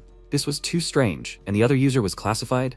She used the program to check the information and said that she had completed the check. Xingzi said that the other user of this codename was Feng Miang, and his status was deserter. Goyin shouted in shock. Was he really a deserter? Then she said that this was bad. Apparently the connection was cut off. He should wait, she would sort out the problem now, and then she would contact him again. The protagonist shouted that she should not hang up. What happened to the deserter? She must answer. The protagonist thought irritably, so he is suspected of desertion? Feng Yang was supposed to be an elder. However, if it was true, then he understood everything now. Suddenly, his phone rang and he shouted when he answered that he was waiting for an explanation. Qinglin asked, "What happened?" MC asked in surprise, calling her name. "Was it really her?" She asked, "So he was waiting for a call from another person?" Goyun said that he just spoke with an assistant. Qinglin noted that she understood. She also wanted to say that his badge and all the training materials were ready and would be delivered by courier right to the door. After the protagonist ended the call with her and went to open the front door, the employee said, calling him Julong, that these were his things. He asks to check them. The protagonist took the box from him and exhaled. MC noted that he did not even have the strength to be angry. After a while, Guyan thought, sorting through the contents of the box, that Xingzi was not answering calls, so for now he was reading other information. Depending on the level of strength of the anomaly, they are divided into 7 levels. Reverberation level, where monsters slightly distorted by their energy cannot actively use their abilities, posing a great threat to ordinary people. Night level, where monsters with strong distorted energy can use at least one ability. Even with simple firepower, it is quite difficult to destroy them. Bishop level, where a monster that can use several abilities at the same time and carries a powerful distorted energy, capable of instantly injuring and easily killing thousands of ordinary people. Deity level, where a monster of the highest level has the ability to control at least one rule and cannot be defeated without bypassing this limitation. A monster that can shake the civilization system. The highest levels of disaster, extinction, and end of life are monsters that only exist in theory. The enemies will pose a serious threat to the survival of the entire world. The protagonist thought, putting his index finger to his chin, that the player's level corresponds to a certain level of the monster. So, for now, he is a silver level? The protagonist pointed out that the talisman and the statue were not so much abilities as they were just auxiliary things. He should learn something else to be on the safe side. He needed some ability. Then his phone rang, and the screen showed that it was Xingzi calling. She said that she had finally finished. She didn't expect it to be so difficult.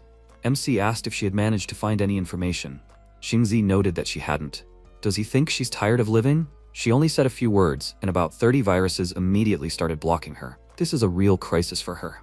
Fortunately, she's smart enough, otherwise she would have definitely been caught. In the end, she wonders if he knows who Feng Miang is. Goyan said that he was his father. Her face was distorted with horror at such information. Xingzi asked in confusion, did she really become a witness who would soon be disposed of?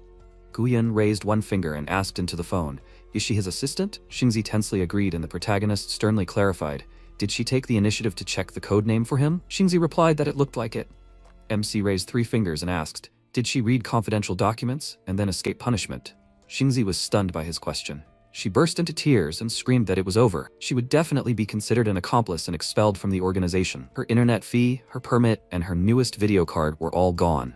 Guyan smiled tensely and said that he thought she was worried about the wrong thing. He asked her not to worry and clarified that his father was merely suspected of desertion. They had nothing on him, so everything would be fine. Besides, no one knew about Xingzi looking for information except the 2 of them. He wouldn't tell anyone about this. She calmed down a bit and asked into the phone, is that true? The protagonist confirmed it and added that he needed her help with something else.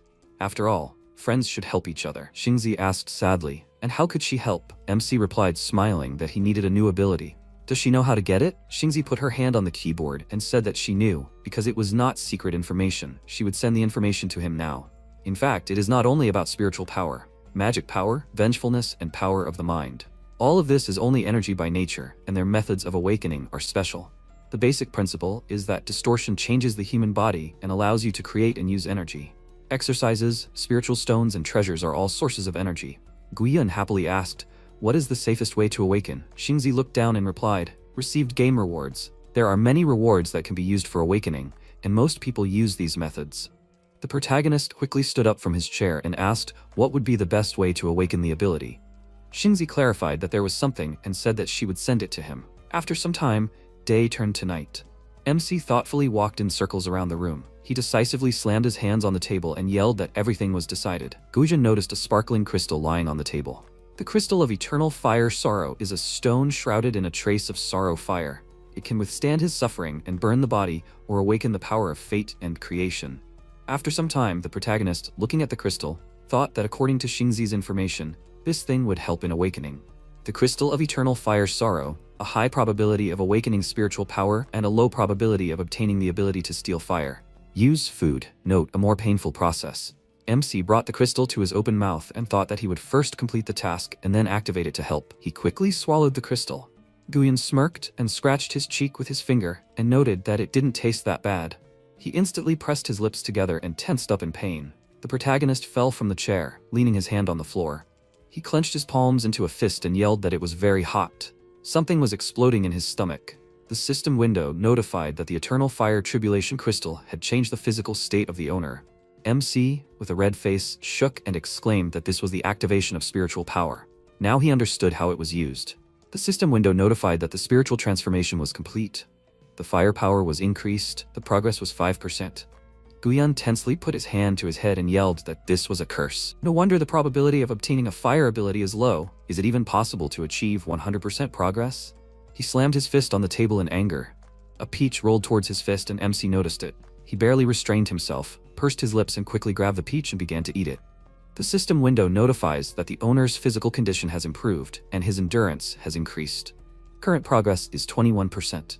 Guyun, with sweat running down his face from the heat, asked the system to invest all items into improving his physique. Flames engulfed the protagonist's food lying on the table, and he quickly began to eat it. The system window notifies that the current progress is growing. The system congratulated MC on fully studying the ability of fire. Guyun sat down on a chair tiredly and noted that he was finally done. He asked the system to open his bag.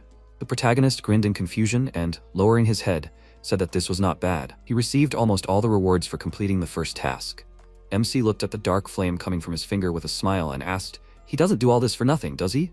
The system congratulated him on completing the hidden task. Guyun was very surprised and asked, "What is this?" The system window notifies that the hidden task is one step ahead. For the third copy, you need to unlock the spiritual energy system. Completed. Reward, the help center is opened. The protagonist sternly asked, "What kind of help center is this?" The system window notifies that the help center opens before each task for the copy. There, the owner of the system can exchange his points for the purchase of props that can help during the passage. For example, local currency, special clothes, and other unique props. MC put his hand to his chin and looking down, noted that he thought this was very useful. But what should he do for the time being these few days? Guyun looked up in amazement, remembering something. He picked up the box and dragged it to the side. The protagonist looked at the statue on the floor and said that he would deal with it. The system window notified that this was Empress Sanchuan Mingmu. Blood was required. It was impossible to track the power, but the statues definitely had demonic energy. There was an assumption that this was the incarnation of some kind of god.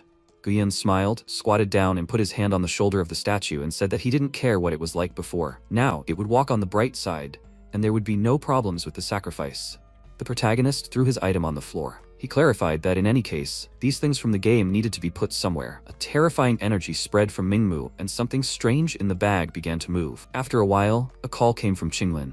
MC picked up the phone and asked what was going on. She replied that it was time to open the second copy of the game. The bureau sent task force members. They will be arriving any minute. Guyun headed for the door and asked, "Does that mean today already?" After a while, he confidently put on his suit and said that he was almost ready. He hoped that he hadn't missed or forgotten anything. The protagonist turned his attention to the bureau members standing in the room. He scratched his head in confusion and asked, "Do you have to look like that?" There was such tension coming from them. Xingzi noted that this was their job and said that MC would soon get used to it. At the same time, she was looking at him through the computer screen. Xingzi, sitting on a chair, added that in the end, everything needed to be monitored well so that no problems arose in the copy. Guyun said that they needed to hurry and asked, "Would the copy be dangerous?" Xingzi, biting off a cookie, replied that it was very dangerous. If they ended up in this copy, the survival rate would be only 10%. But there was still something that needed to be done. They would be there all the time. The protagonist looked down sadly and replied that he understood. MC asked with interest, "Can he contact her while in the copy?" Xingzi was surprised and disagreed, clarifying that they currently do not have such technologies. Guyun asked, then why should he keep in touch with her at all? Xingzi threw a cookie in her mouth and replied that she would help him cope with his emotions. He could talk to her to relieve stress and tension, thereby increasing his chances of passing the copy. The protagonist calmly said that then there was nothing to be done. They would communicate, at least in the chat. The system window notifies that there are still 15 minutes before the start of the game. You need to go to the preparation area in advance. MC looked at his hand and, dissolving into space, noticed that it was starting. He instantly disappeared, leaving streams of smoke on the floor. The bureau member put his finger to the earphone and said into the microphone that Guyun entered the game and went into a state of combat readiness. The protagonist, sitting on a seat on the bus, turned his attention to the driver. MC looked to the side and thought, "Is this a bus?" Several people were transported into the game. Jin Gang advised everyone to calm down and asked, "Will they listen, right?" A crushed can fell to the floor. Player Sumei asked in fear, "What kind of place is this?" Gang approached her with an ominous smile and asked, "Is she new?" Did she really not receive anything? May answered with great fear that she did, but did not understand what it was. Gang sternly clarified. Did she think it was spam? He laughed and remarked that he thought her death would be very interesting. But May does not need to worry, he will take care of her. Gang promised that everything will be fine, and May in a panic asked him not to come closer. The protagonist wondered what Gang was going to do. The goal of the task is still unknown to him, so it is better not to interfere. May stopped, hitting the chair, and Gang, holding out his hand towards her, asked where she was retreating. Is she really that afraid of him? He asked to let him play with May for a little while. MC got very angry and thought that he could not watch this anymore. He quickly grabbed Gang's hand, and the man sternly asked what the guy was doing. Guyun squeezed the opponent's hand harder, and Gang, gritting his teeth in pain, thought that he had great strength. The protagonist, looking into the opponent's eyes, enveloped his hand in dark flame. Gang quickly jumped aside and clarified that first they need to complete the task, and then think about such a thing. MC sternly raised his hand, enveloped in flame, and said that she would have to punish the enemy. Gang looked at him with fury and rushed into battle with great speed. Guyun raised his hand and Gang, stopping, said that he did not want to waste his strength on this. It would be better to leave it for the task. The protagonist calmly lowered his hand, dispelling the flames. The system window notifies that a special task has been completed. The hero saves a beautiful girl. The reward for the task is 300 merit points. MC thought that this was the reward. He was very surprised when he felt May pull at his jacket. She sheepishly lowered her head and thanked him. MC looked at her with a smile and replied that everything was fine. He did what he had to. Player Zhu Giguang noticed the watch on the protagonist's right hand and approached him. He extended his hand to Goyun and said that judging by the protagonist's clothes, it can be concluded that MC is from the bureau. He got it right. Right? Maybe the protagonist will introduce himself? Goyun shook Giguang's hand with his left hand and said his code name, Long. Giguang put his hand to his chest and said his name. He pointed at his friend and said that his name was Xiao Dao and that they were from the same club, Tianyang. Gang looked at them with fear and asked, Tianyang Club? Guyun thought sternly that Tianyang Club, according to the information he had received, was an early player organization. Giguang said that the two of them were from there, so it turns out that we can choose a team game. Giguang walked past the protagonist with a smile and exclaimed that the rest of the MC can rely on him. It seems that he also knows about Tianyang, so Gang had better not swear. Giguang put his hand on Gang's shoulder and clarified that he also thinks that they should think about the task first. He asked with a terrified look, what will the player say? Gang shook in fear and replied that the player was right. Giguang smiled and removed his hand from his shoulder and said that then he should apologize. Gang bowed in front of the protagonist and apologized to the players for his behavior. Giguang clapped his hands happily and remarked that it was good. He was glad that everything had worked out. Only by working together would they be able to complete the job. MC thought that it was not bad. The player had established his identity as the team leader. Guyun looked at Giguang's reflection in the window and thought that the player was definitely not that simple. May approached the chair and asked if she could sit here. The protagonist calmly allowed her to sit. He mentally asked the system to open the help center. The system window notified that there were green tickets for 200 points, data for 400, and a card for 100. MC exchanged with the help center. The bus sped along the highway. One guy will die, and the corpses will rise. No one will go against the spirits. One will die, and there will be many monsters. Everyone will burn. After a while, the bus stopped, and the players went outside. They noticed the red system window, which notified that the task was completed, an ominous moon in the sky. The condition is to finish the revenge. The background is that they are spies from the Supernatural Containment Organization, stationed in Zone X. A strange murder occurred in the small town of Haishuai. The players pretended to be emergency services personnel and came to find out if there really was a supernatural shadow behind the case. Giguang put his hand under his shirt and pulled out a document confirming that he was an emergency services officer. He looked at it and asked if the task was doable. The difficulty of the copy did not seem high. The players paid attention to it, and Dao asked with confusion, why did the master say that? Giguang asked with a smile. Perhaps the completion condition for their previous copies was to survive until the end of a certain event. Although the survival mission is dangerous, at least all the conditions are known there. No matter what they do, the most important thing is to survive until the end. But if certain conditions are not met now, the copy will not complete. Giguang lit a cigarette and added that if the player were to take the initiative to investigate, they would likely encounter some unknown dangers and rules. He put his hand on Dao's shoulder and noted that this was the third copy of his friend. Therefore, they should be more careful than ever. Giguang exhaled heavily and said that the game's difficulty might have been increased. In general, it would be better to work together to successfully complete the copy. Guyun tensed up and put his hand to his chin. After a while, the players walked along a road in the fog. Giguang clarified that their only clue was the strange murder mentioned in the mission's backstory. He suggested starting with that. Gang put his hand on his head in confusion and asked, "Are they going to go to the police? They have documents, right?" Dao put his hand on his shoulder and replied that they couldn't. The screen said that Zone X is a special organization and the outside world doesn't know about it. The documents are fake, and most of the residents will guess about it. As soon as the police check the serial number of the document, they will be solved. The protagonist confidently said that he had an idea. After some time, the villager was sitting on a chair. The MC pushed the chair and said hello, that he was a reporter from the newspaper. He wanted to see the scene of a recent murder in the city. Could the villager please show him the way? The villager irritably raised his hat and called the protagonist a freak and yelled that the MC had disturbed his sleep. Guyan handed over the money and the villager was very surprised. In the eyes of the villager, the protagonist immediately became a better person. The MC shook his hand with a smile and asked if he could be shown the way. The villager happily agreed and exclaimed that no problem. After some time, the villager pointed to the side and said that John's house was over there.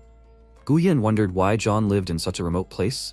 The villager pointed to his head and replied that ever since his wife and children ran away, John had become crazy and then moved here.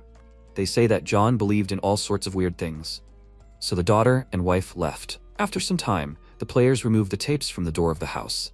Guang suggested going inside. What if they find something suitable there? The protagonist replied that it was no problem. The villager asked in confusion, "Are there any questions?" MC put his hands on the villager's shoulders and asked him not to worry and said that they would figure it out when the police arrived. Guyan smiled and asked to tell him about John again and asked what he believed in. The villager thoughtfully put his hand to his chin and replied that he didn't really know him that well. Remembers that John moved here 10 years ago.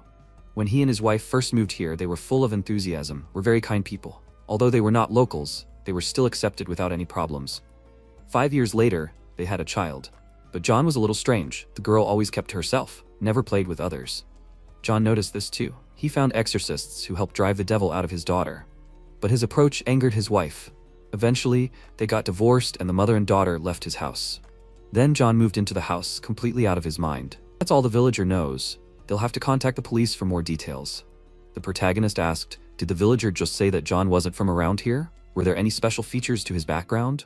The villager raised his hands and replied that he actually had nothing to do with it. He didn't know anything. A loud bang was heard to the side, and they noticed it. The MC looked at the player and asked what was going on. Guang replied that they heard the sound of police officers approaching. Officer Max got out of the car and yelled, "Who are they? What are they doing here?" He ordered everyone to raise their hands while holding a donut in his hand. The villager turned to the officer and said that they were reporters who had come to collect case materials. Max ordered him to shut up and asked, "Can they enter and exit the crime scene?" The villager knew that this was illegal. The protagonist calmly approached the officer. He smirked and said that he knew it. Max asked sternly, "Are they really reporters?" MC held out his ID. At the same time, Dao asked with confusion, "Where did they get it from?" Guang asked his comrade to just look. The officer opened the envelope and saw money in it. Max threw the donut aside with a smile and coughed. He noticed that they had a good ID. But they can't walk around here at their own discretion, right? Guyan smiled and threw his hand over the officer's shoulder and said that they were only here to take some photos for the report. This case is very complicated and strange, so they wouldn't refuse details. Max clarified in surprise that the evidence cannot be shown to outsiders until the case is closed. The protagonist, pulling out an envelope with money, noted that they were not strangers but good friends. He quietly said that there were 3 packs. The officer smiled and scratched his head and exclaimed that they were good friends. He asked to remind him what the protagonist's name was. Dao asked if that was really possible. Maybe they could also put aside some money in the future? Guang clarified, and could his comrade attract outside money to the game? Dao was stunned and disagreeing, asked where MC got it from. Guang raised his hand in farewell to the resident and thought that this guy was definitely not that simple. Guyan, going up the stairs, said that Officer Max had gone to help them collect evidence at the police station. What about them? Have you found out anything? The deceased was supposed to end his life, but he had some problems with the weapon. How could John cut himself into 7 to 8 pieces? May was very scared when she heard this. The protagonist asked the system to show the task in his mind with a serious expression. He read the task and thought that there were no hints, but apparently, self-destruction is not the real cause of death. At the same time, Max, looking to the side, illuminated the space around with a flashlight. He opened the room and found an envelope.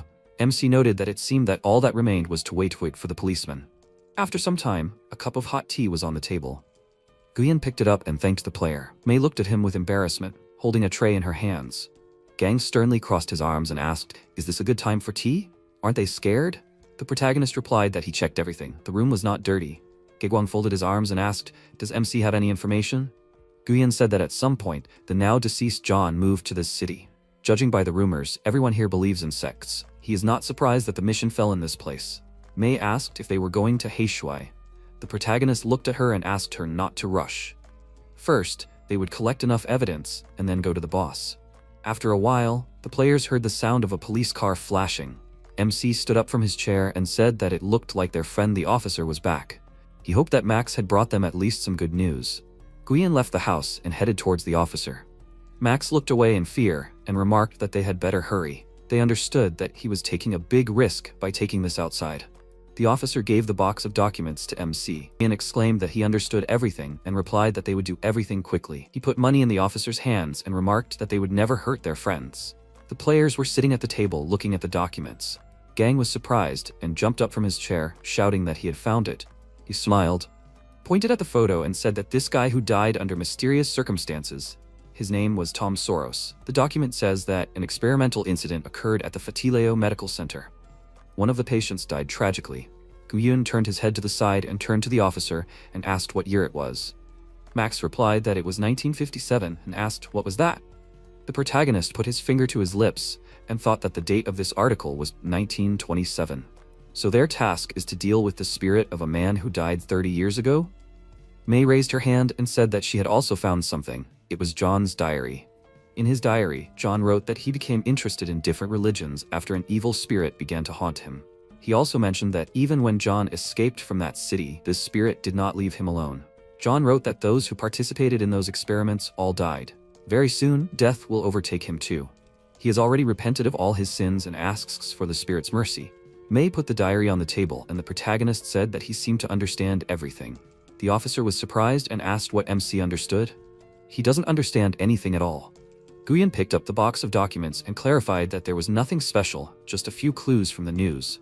He confidently smiled, thanked Max, and noted that it was very useful.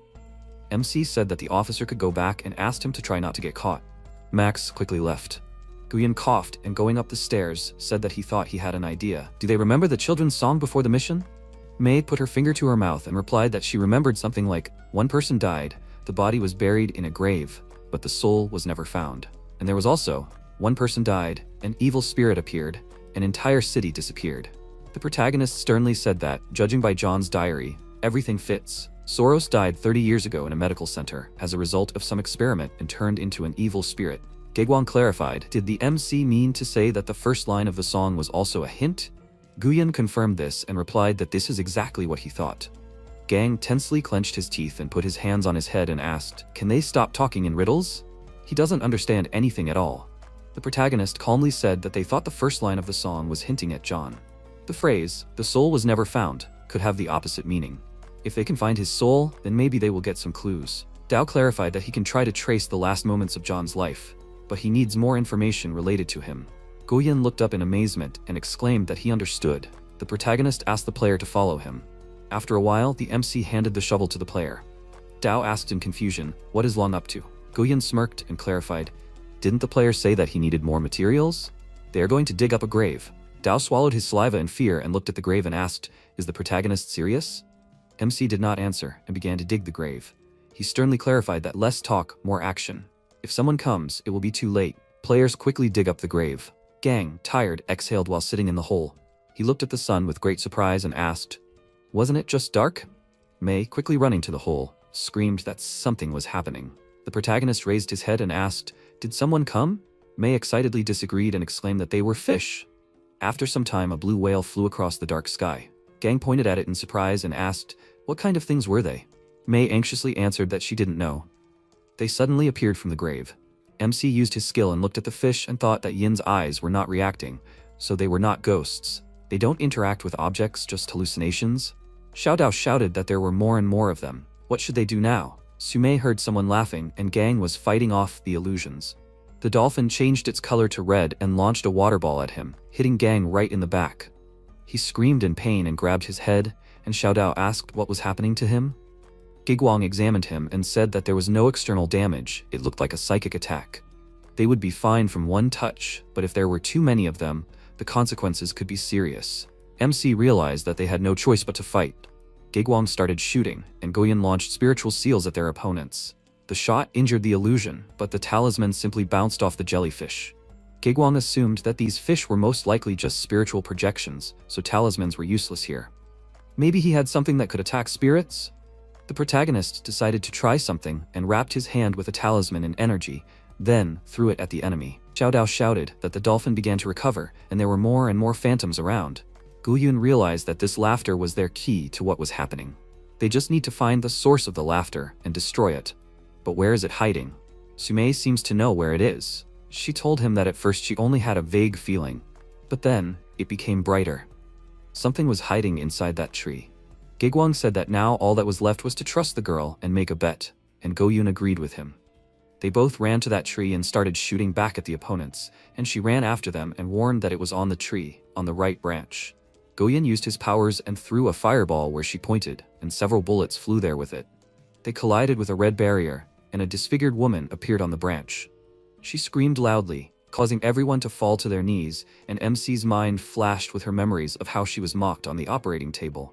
Pulling himself together, he hit the floor with a golden statuette, and a formidable beast appeared behind him, protecting him from the mental attack. The woman was alarmed. She wanted to scream again, but Guyun quickly appeared next to her and dealt with her. After that, all the opponents disappeared, and a document appeared in the place of the woman. MC ran his eyes over it, then jumped from the branch and read out to everyone what was written there.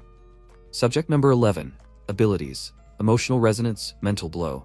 This subject can project his emotions onto others, instantly causing the strongest mental attacks. The name of the organization is the Fatileo Medical Center. This is the same place where the incident with Tom occurred 30 years ago. Most likely, the hospital was just a cover. In fact, it was a research center for the study of abnormal people. Gegwang nodded, saying that it seemed like he was right, and then Mei anxiously pointed to the tree and said that there was something else behind it.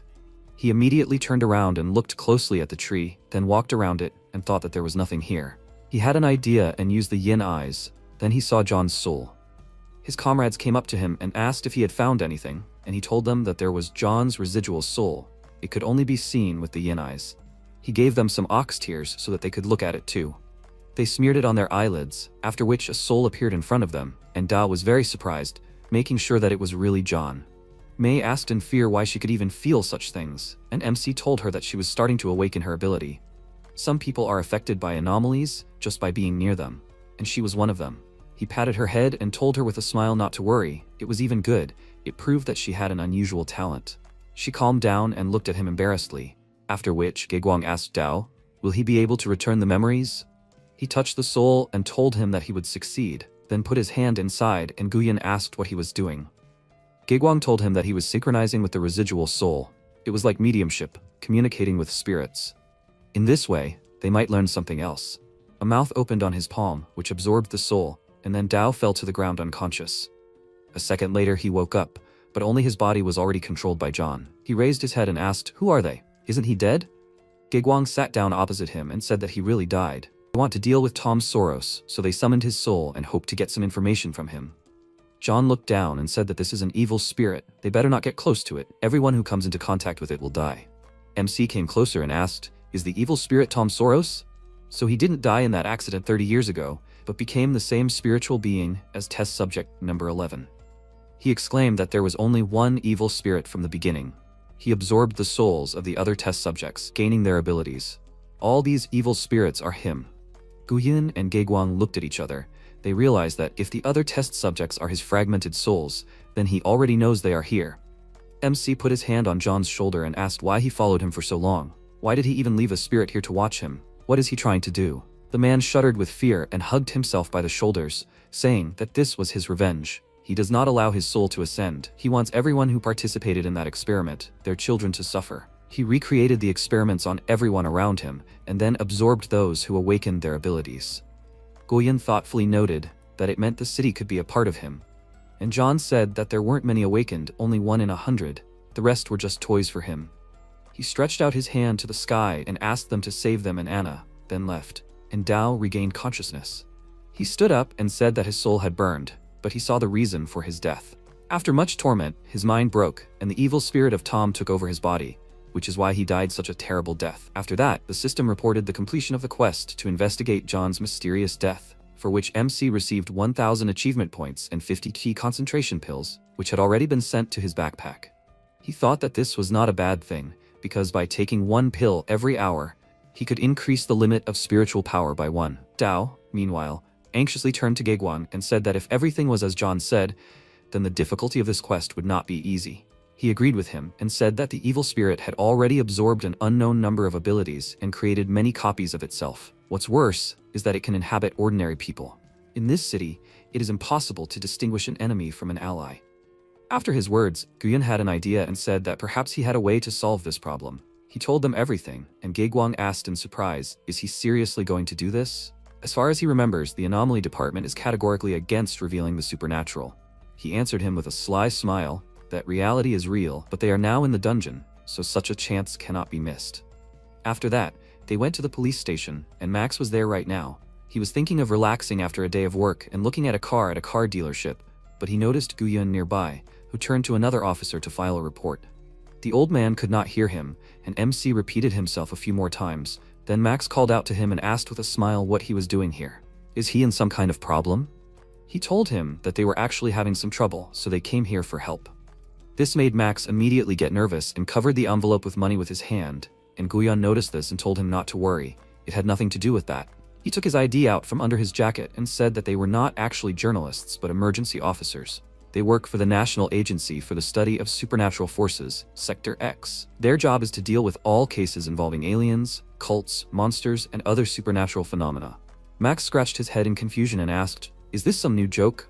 But when MC showed him his purple flame to convince him, he only got more scared and exclaimed, is he showing him a trick? Guyan lost his patience and sighed heavily, asking Jin Gang to handle it, and he stepped forward, pounded his chest with his fist, and declared that he could handle it. After that, he froze in place, concentrated, and his body began to increase in size, tearing his clothes. Then he exclaimed that his body was made of solid iron. Bullets did not take, fire and water were not scary to him. Now, did he understand everything? MC touched him with a burning finger and held it on his skin for a few seconds, after which a black dot appeared at the place of touch. Feeling pain, the man cried and waved his hand, exclaiming, what is he doing? He apologized to him with an awkward smile and said that it was just a little curiosity. This will not happen again. Now that the officer believed them, he fell to the floor from shock and asked, are they really from Sector X? Guyan helped him up and said that a supernatural incident occurred in Haishui. Their agent died. Now they cannot contact the organization, so they came to him for help.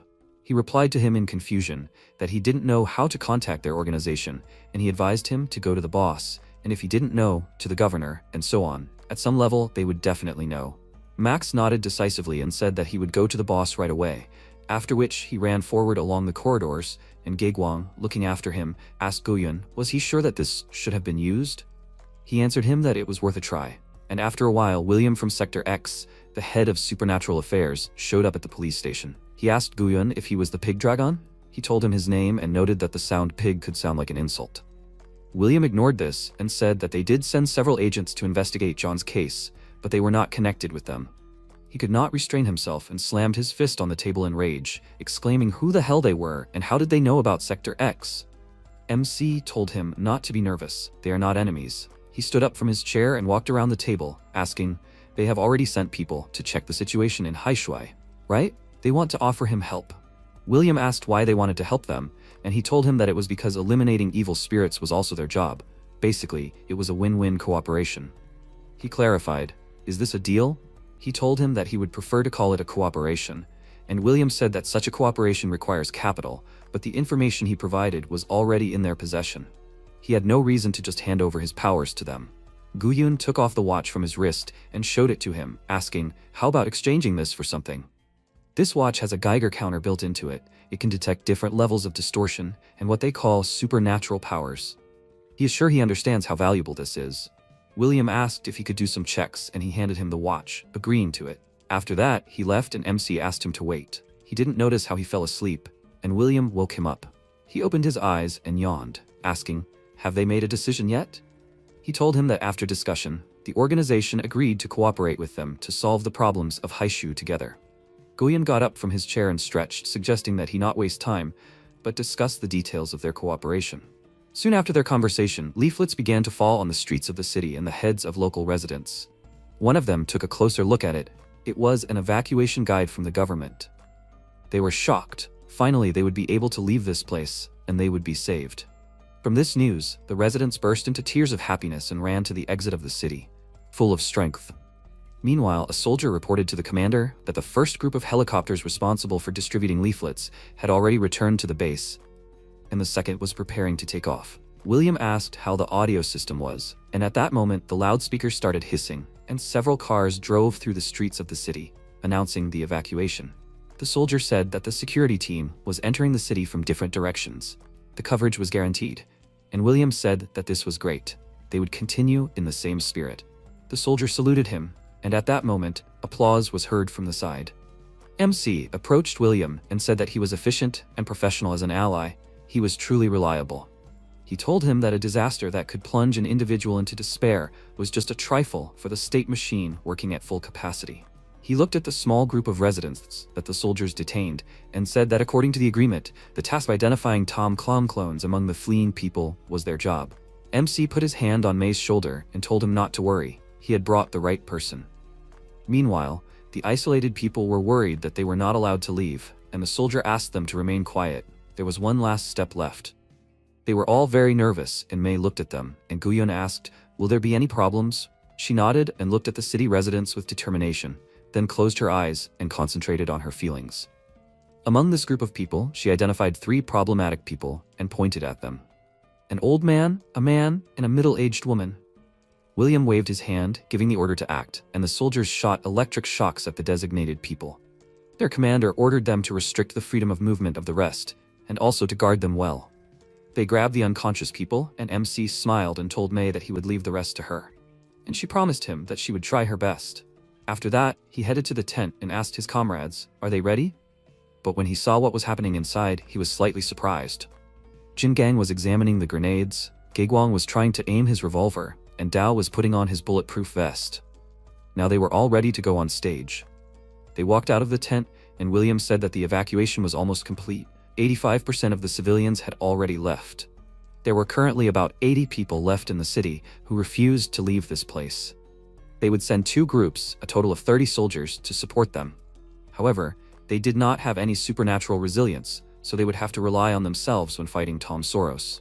The system informed Guyun that the task of reducing the casualties among ordinary citizens had been completed, and gave a reward of 5,000 achievement points and 1 spin of the skill wheel. He immediately took advantage of this, and the wheel spun, after which the arrow pointed to a skill called Thundercloud Steps. Tianbo Guang's exclusive light move, comparable to Wave Steps and Divine Floating, is one of the 3 greatest light skills in the martial arts world. This skill is great for long-range rush attacks, and greatly increases the speed of straight movement. MC wondered, wasn't Tianbo Guang a lecher? Although, the description sounds good. William called out to him several times, pulling him out of his thoughts, and asked what he was thinking about. He learned the skill and told him that he just remembered something good. He closed the system window and said that the situation was already better than he expected, so let them leave the rest to them. Together with the soldiers, they headed into the city, and May used her powers again, after which she pointed out the direction to the soldiers and said that there were 2 people ahead, hiding around that corner. They took the information, and meanwhile, 2 city dwellers, a man and a woman, were peeking out from the corner. But suddenly a chain with heavy ends unwinding in the sky appeared, which fell on them and tied them up. They tried to get out, but froze when they saw soldiers and guns pointed at them. One of them said into the radio that the target was captured, and May told him that she understood everything, and then turned around thinking that she needed to catch up with Goyun and the others as quickly as possible. Meanwhile, they were walking around the city, and Gaeguang chuckled, saying that he didn't expect that it was possible to complete the task in such a way. Originally, they were supposed to break into the city, face Tom's spiritual parasites. Even if they got there, they would be exhausted and wounded.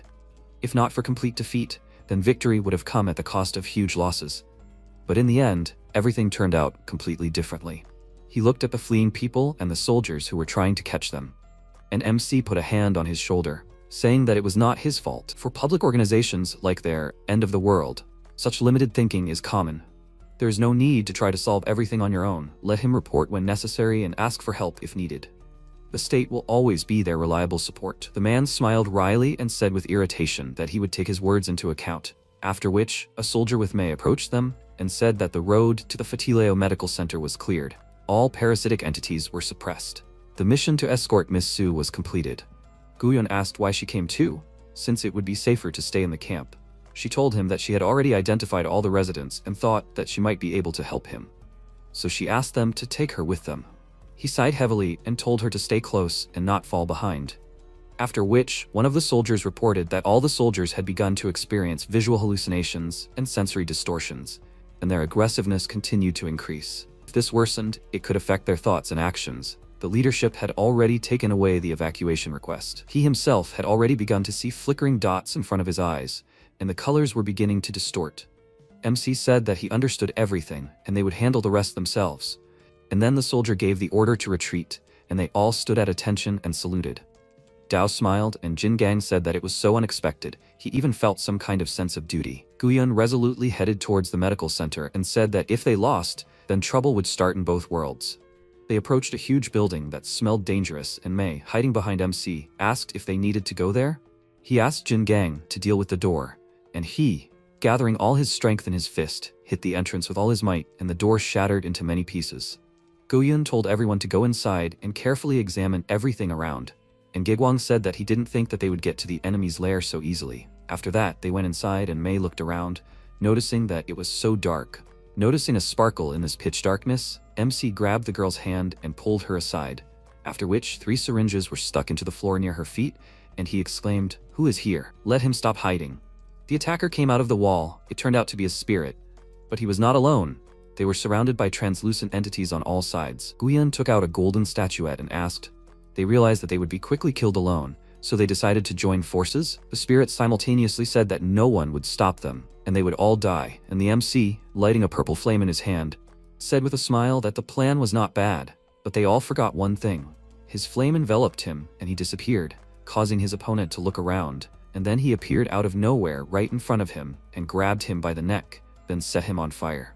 The spirit's body instantly burst into flames, and soon after, only a handful of ash remained, and Guyon said that even if you collect a bunch of garbage, he will still remain garbage.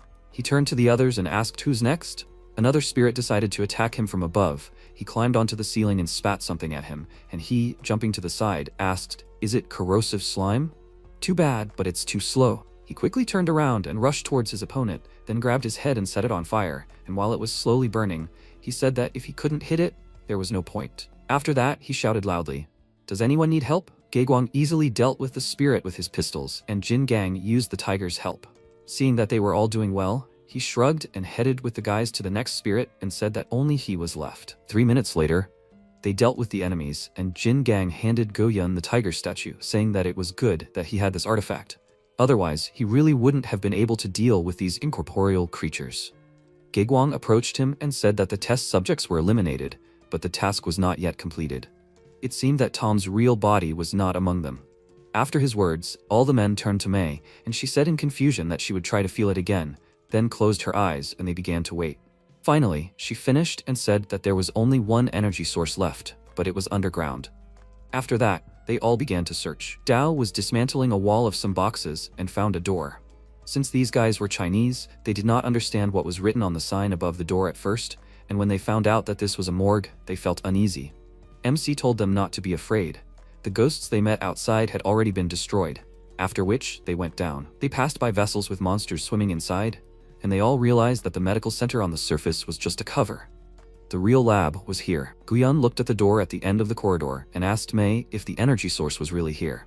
She confirmed it, and they opened the door, finding the spirit of Tom inside, who was mocking the body of the dead man. Without being distracted from the matter, he told them that once it was here, that they conducted experiments on them. His family, his people, they were all subjected to terrible torture.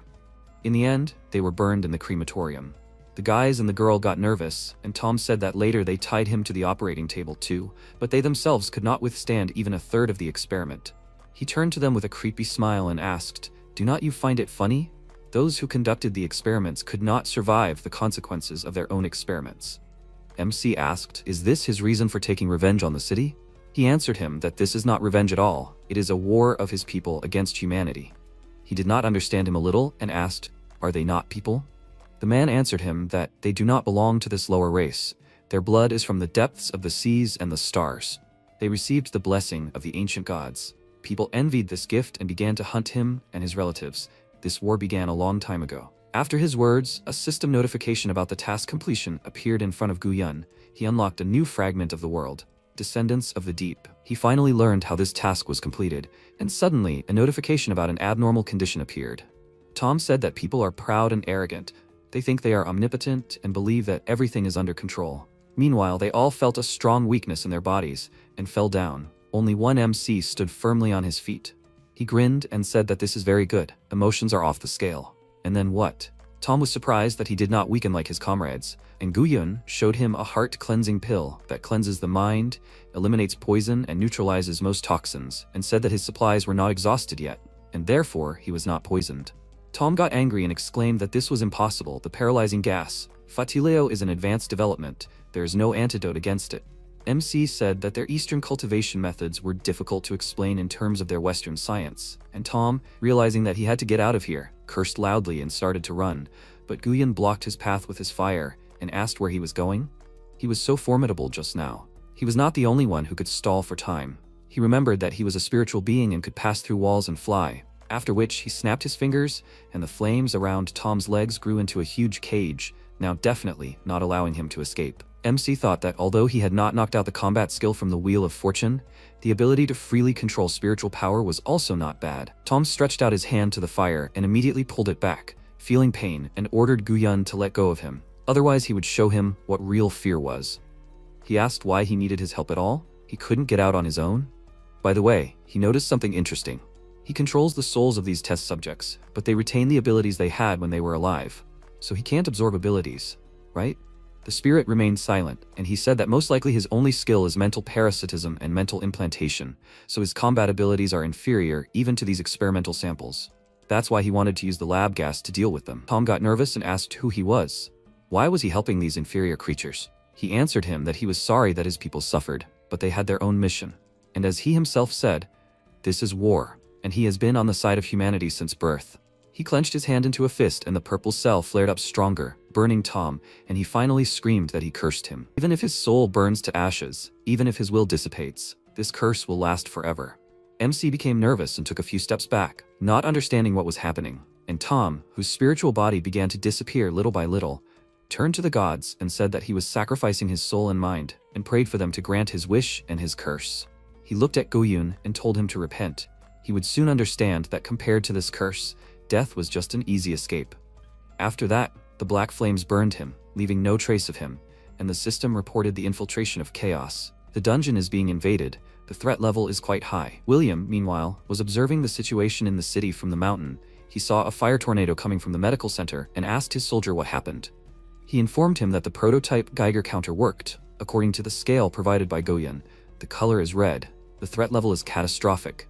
His commander looked at the tornado again and asked, "What the hell is going on?" Meanwhile, black smoke was swirling inside the lab, and then the space cracked and a huge red eye appeared, from which sparks and a red glow emanated. MC became very nervous and asked, "What the hell is this? Did he summon some kind of god of darkness before he died?" Swallowing nervously, he pulled himself together and touched the golden statuette, ordering the white tiger to act. The beast rushed to attack with a loud roar and jumped on the eye, but as soon as it got closer, its body crumbled into many small pieces. Watching this, MC was very surprised, after which he looked up at the huge eye and realized that it noticed him. The unknown creature looked at him, and his eyes immediately rolled back and his legs began to give way. MC grabbed the floor with his hand and began to breathe heavily. He said that just one glance and he would pass out. The portal was spinning in front of him, and he said, "Horror, will it notice again?" Guyun's eyes widened and asked, "Wait, will it notice?" He activated the energy, which rose up in a high column. He thought if he blocked his gaze, maybe he could avoid the attack. A bright sweat of mana burst out from the portal, and MC thought that the consumption of spiritual power was 10 times higher than normal. How much longer could he endure? 10 seconds? Or 8? The system window reported, attempting to exorcise the abnormal object. Reconstruction of the dungeon barrier is in progress. Current progress at the initial stage. Guyun thought that he could not endure it. It should hurry. The system window reported that the chi condensation pill, when consumed, permanently increases the limit of spiritual power by 1 unit. You can only take 1 pill per hour. MC poured out some pills from a small bag and put them in his mouth and thought, who cares? There's no other choice. Goyun's Adam's apple grew, and small scratches appeared on his body. He put his hands on the floor and activated mana. The huge portal continued to aim in his direction. The system window reported that the barrier reconstruction progress was at 80%, and a moment later it was already at 85%. MC fell to his knees, and the system window reported that the dungeon barrier had been restored. The abnormal object had been expelled.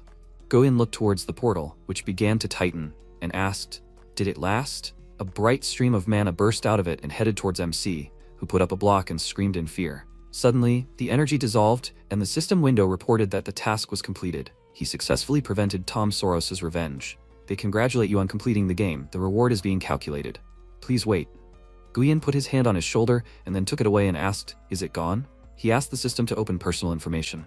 The system window reported, status bar. Abnormal status, disaster beacon. Description: a mark left by the disaster star. The beacon will continuously attract actions to the host until their body, soul, and mind are completely destroyed. MC wondered, what kind of troublesome matter is this? Is there a way to get rid of it? Should I report it to the organization?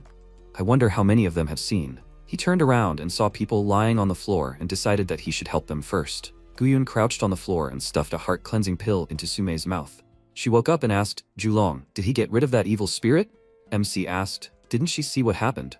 Sumei shook her head and replied that after she fell, she almost immediately lost consciousness. Goyun stood up and told her to rest, while he removed the poison from those three. He removed the poison from all the players. Then Jin Gang shouted, "What happened? Why did he pass out?" Xiao Dao adjusted his jacket and asked, "Where is the spirit?" Zhu Geguang folded his arms and replied, "The system reported that the task was completed. It seems that Julong has already dealt with it." MC waved his hand and said that the true form of this was weak, and it hardly expected that he had an antidote to the poison of this. So he handled it without much trouble. Suddenly, Xiao Dao's eyes widened in surprise and looked towards the destroyed office. He spoke without much trouble. Goyun put his hand on his shoulder and asked, "Is he dissatisfied with something?" Xiao Dao replied, "If he says he handled it easily, then it was." Zhu Geguang smiled and said, "In any case, the successful completion of the quest is largely due to Julong. I wonder if he would like to join the end of the world?" MC asked, "Mr. Geguang, hasn't he forgotten that he is a member of the Public Security Bureau?" Zhu Geguang held out his hand in front of him and said that it is not a problem. The two organizations do not conflict. Among their members, there are many people from the Bureau. The End of the World Society is essentially just a platform for players to communicate. All interactions between Slens are carried out solely by goodwill, so membership in other organizations is not prohibited. He held out his business card and said with a smile on his face, "Of course, their strength cannot be compared to the Bureau, but they have their own unique channels of information and communication that may come in handy at the right time." MC snatched the business card from him and said that he would think about it. Zhu Geguang smiled and replied, "No problem, as long as he decides, he will always be a welcome guest." After a while, Jin Gang said, "It seems like the time for summing up is coming to an end." MC said that he almost forgot one thing. He put his hand on Sumei's shoulder and asked, "What is her name?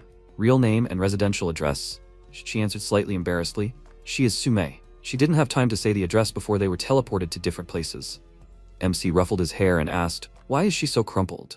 Does she really think he is hitting on her?" At this moment, a staff member came up to him and said, "Mr. Julong, even they will conduct some checks to make sure he hasn't brought any risk factors out of the dungeon. He hopes for his cooperation." Goyun smiled and said that he completely forgot about this procedure. The staff member began to describe everything necessary and write it down. He said that the mental state is stable. No physical abnormalities were detected, no parasites, identity confirmed, no mimetic distortion. He handed over the tablet and thanked him for his cooperation. "Now, Mr. Julong, he needs to sign here." MC smiled and said, "Okay." He pressed the pen, the cap of which flew towards the vase and broke it. A shard flew towards Goyun, and he dodged it. The shard flew into the wall, and MC asked slightly embarrassedly, if he said that he had been terribly unlucky lately, would he believe it? After a while, Goyun was exercising, doing push-ups quickly. He stood up and said, everything seemed to be fine with his body. He put his hand on his shoulder and thought, it seems that this mark only affects his luck for now. He took out a bottle of water and took a sip from it. He thought, it's time to look at the results. The system window reported that the player had successfully completed the game at B difficulty level. He had completed the main quest and received 5,000 achievement points. Since the side quests were not activated, there are no additional rewards in this game. MC ruffled his hair and thought, this game was clearly much more difficult than the first one. But why was the rating only B? Okay, no point in thinking about it. He decided to take a better look at what he could buy this time. System window reported that new items had appeared in the store. Treatment and recovery. Elixir of all healing. This costs 10,000 achievement points. This completely restores all physical damage received in the last 10 minutes. This does not work on mental trauma and loss of consciousness. This is only used in the game Original Sin. Guyan thought, horror. The price of this thing is several times higher than the previous ones. But since it completely heals all physical damage, this is really a cheating thing. If he buys more, he will then be completely unkillable in the game. The system window reported that this item is an artifact of the highest level of restoration. Each player can only buy 1 unit. MC smiled and thought, that's how he knew it. The system won't be so kind. The system window reported, since he received the disaster mark in this game, there are new special items in the store. Skill Wheel. 20 achievement points. This allows you to randomly obtain a skill that can be used in both the real world and the game. It disappears after 3 spins. Guyan thought in surprise, a skill that can be used in the real world? What a thing. Although he already has an almost infinite number of achievement points, his combat ability is still too low. In fact, even a thug with a knife on the street will easily take him down. This item is just in time. The system window reported, Evil Spirit Essence. This is worth 10,000 achievement points. This is a crystal left over after Tom Soros disappeared. It is only available to the one who defeated him. It contains a strange energy, purpose unknown. MC put his hand to his chin and thought, Evil Spirit Essence? Purpose unknown? Logically, there shouldn't be any useless items in the store, so he should figure out how to use it himself. Wait, does this contain strange energy? If he's not mistaken, this thing can be fed to the mother of the underworld. MC clicked on the Buy All button, and then notifications about receiving various items appeared. Guyan thought, now he'll try this. He placed the crystal next to Mother and ruffled his hair, thinking, something didn't work. Could he have made a mistake? Suddenly, the statue's eyes lit up, and the mana from the crystal began to spread throughout the room. MC looked around and thought, what the? He looked around and thought, is this the strange energy from the essence? He covered his face with his hands and thought, what a powerful absorption. Mana accumulated around the mother's hands, and her eyes lit up with a bright sparkle. Guyan wiped his forehead and thought, such a huge amount of energy was completely absorbed. Mother, she really has an excellent appetite. Suddenly he heard a voice, insolence. He jumped back in fear, and falling to the floor, he screamed, what the? The statue spoke. Mother said, boy, he arbitrarily brought her to this world, and she has not yet had time to punish him for such a bold sacrilege, and now he even dares to complain, sacrificing measly grains of incense to her? MC approached and asked, she really is the mother of the underworld? She thoughtfully asked, does he doubt it? Guyan fearfully put his palms in front of him and cried out, no, he believes, of course. Mother said, she senses a strange dark energy in him, but now she has only partially recovered her strength and cannot waste it thoughtlessly. She ordered him to bring her more offerings, and then she will help him. MC wiped his sweat and thought, it seems like he really brought a deity to his home. He doesn't even know if this is good or bad. At this moment, his phone received a call. He answered, and on the other end of the call, Qinglin's voice came. What's wrong with him? He sounds so tired. Is he not feeling well? MC replied that he was just a little tired. Qinglin looked at the clipboard with papers and said, she received a report. After completing the quest, he encountered abnormal bad luck. Did something happen in the game? Guyan sat down in the chair and replied, yes, there was something unexpected. It's a long story. Qinglin said dissatisfiedly, in that case, he should immediately send a written report with all the details. The organization should know everything that happened in this game. After a while, at the Human Security Bureau, Qinglin looked at the report and asked, does he have anything to add? MC grabbed his head and said, no, nothing, really. Everything that happened in the dungeon he had already fully described in the report. Professor Bai suddenly ran into the room and shouted, where is Lin Goyan? He raised his hand and said, Uncle Bai, he is here. The professor ran up to him and asked, did his report say that an anomaly invaded his dungeon in the last mission? Goyan replied, yes, that was it. Bai began to pace the room from side to side and talk thoughtfully. That's how. He knew it. His guess was correct. At this moment, there was a knock on the door, and opening the door, a staff member walked in and handed over the papers. Qinglin asked Professor Bai to calm down. First, she should tell Zhu Long about his current condition. Bai cleared his throat and said, according to the data he reported, they have checked the archives. The entity that matches the title, mark, and appearance is only one. The Herald of Disaster, it is Chaos. MC asked again, puzzled, Chaos, what kind of creature is this? Bai replied, to put it simply, it is an evil god. Qinglin placed a piece of paper on the table and said, half a year ago, a player encountered a Kaom-worshipping cult in their dungeon. The dungeon was styled after 18th century England. The Calamity cult had taken over London and was preparing a ritual to summon chaos. According to their teachings, whoever falls under the gaze of chaos will be haunted by disasters, and eventually the entire world will plunge into chaos and perish. Qinglin folded her arms and said, this ability to bring disasters, it matches the description of his calamity mark. Goyan picked up the piece of paper and cut himself on it. He cried out in pain and asked, is there a way to remove this curse in the archive? Bai spread his hands and answered, No. In this dungeon, the goal of the quest was to disrupt the ritual. So the Calamity Star never descended on the Earth. However, if it were to manifest, the energy level of it would be at least at the catastrophe level, which is the highest known threat level.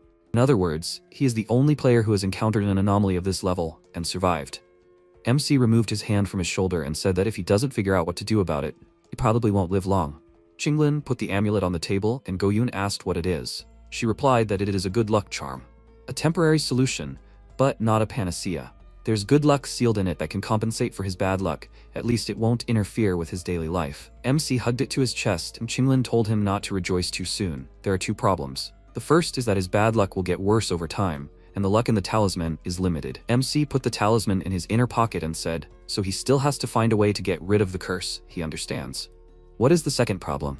Qinglin replied that the second problem is money. Goyun asked puzzledly, what is she talking about? Qinglin turned away slightly embarrassedly and replied, he will have to pay. This is a very valuable thing, and the organization can't just give it away. He will need to provide an equivalent artifact. After some time, there were talismans, several potions, and balls on the table. MC said, this is not a problem. Is this enough? If not, he still has some. Bai looked at it carefully and said, mind cleansing pills, wound medicine, Ju fruits, water defense pills, fire defense pills. Qinglin asked, are these all quest rewards? Where did he get so many? Goyun scratched his temple and replied, these are small things. They can hardly keep up with his growing strength, but there are a lot of them. As for the source, it is his parents' inheritance. Bai cleared his throat and said, they will return to the matter with the talisman. Now they have one more piece of information for him, about his parents. MC cried out in surprise. What? About his parents? They found. Where are they? Bai held his hand out in front of him and said, no, not yet. He should calm down. He took out a book and asked him to look at this. MC picked up the book and asked, an auction catalog? What is this? Bai held up 3 fingers and said, in 3 days, there will be an auction in Jiangcheng, organized by the largest black market for players, the Blackstone Trading House. In his hands is a list of goods that will be put up for auction. And now he needs to look at the 3rd page. Does he see this symbol in the corner? Goyun looked at it and replied, he does. He remembered how his father made a toy car, and said, it's done, Goyun. Let him take it and play. MC shouted happily and raised it above his head. On the back of the toy, the same icon he saw on the page was visible. He asked in surprise, Dad, what kind of symbol is this? Dad smiled and replied, this is Dad's mark. He puts this on all his works. That way his son can always know what things he made. At present, MC asked, this is his father's mark, but what is this glass bottle? Bai replied, it is a lighthouse. In the game Original Sin, the standard start cycle is 7 days. However, the lighthouse allows you to start the game at any time. Since it gives you the opportunity to gain additional power, it is a very rare and valuable artifact. Goyun replied, that's how it is. But why is there his father's mark on the lighthouse? Bai shook his head and said that they don't know either. All that is known is that from time to time, players find artifacts with his mark and get some information from them. That is why his personal file is marked as possible defector. MC said, so he knows that he saw the file. Bai winked and asked, did he think that his call sign and the fact that Fan Xingzi became his handler were just a coincidence? They deliberately revealed this information to him. Although the Bureau officially recognized Feng Mian as a traitor, many of them disagreed. Therefore, Goyun, they must attain this beacon. MC showed the auction catalog and asked, so Uncle Bai, he wants him to go to this auction? Qinglin snatched it from his hands and said, not him, but them. Professor Bai proposed that the 2 of them represent the organization at the auction, and the Bureau agreed. Bai smiled and said, not only that, he also got a small team and housing for them.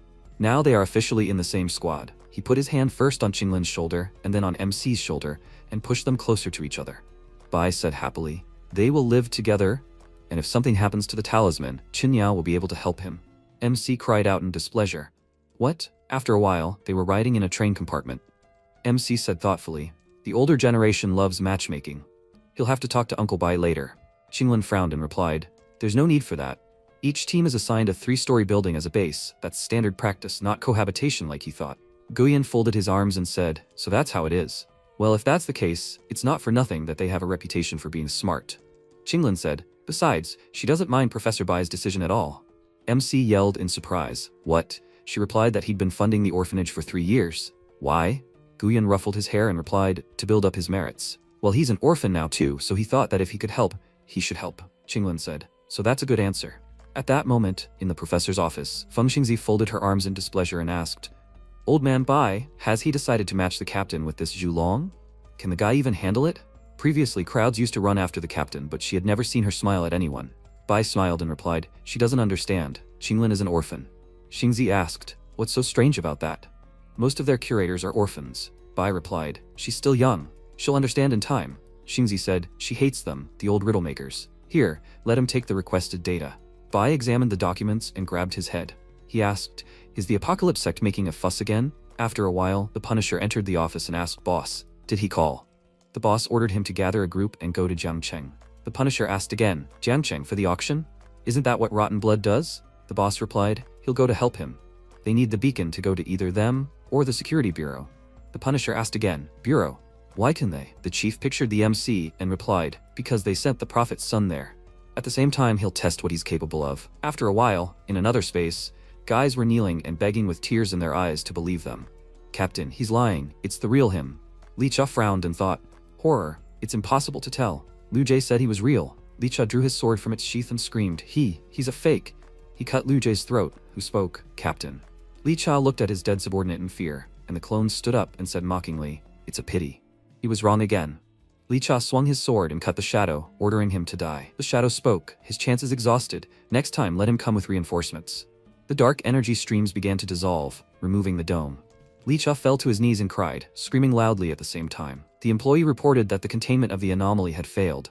Only one person from the 7th squad survived. He repeats, the containment of the anomaly had failed. At this moment, MC and Qinglin received a message on their phones, which they looked at carefully. MC put his phone down and stretched, saying that he wanted to rest for a few days before the auction, but it seems like he can forget about it. Qinglin replied, if the mission cost the lives of almost the entire squad, it was clearly not an easy one. She put the earphone in her ear and ordered Iris to send her a full mission report.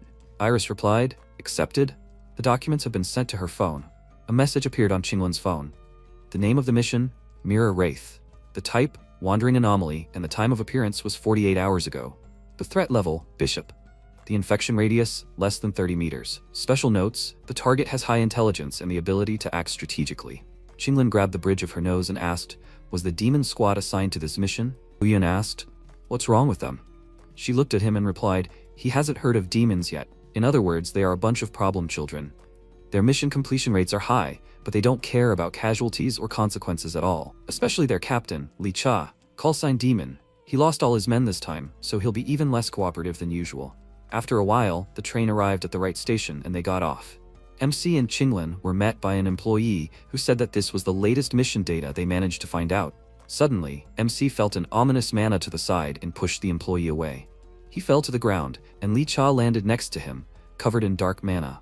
The employee stretched out his hand and shouted, Li Cha, is this reinforcements from the special forces? What is he doing? He shouted, revenge, he will take revenge himself. He doesn't need the help of 2 greenhorns who have only completed 2 games. Don't worry, he will only break their arms and legs. He will not kill. Li Cha jumped up and rushed forward. He swung his sword and used Ghost Flash.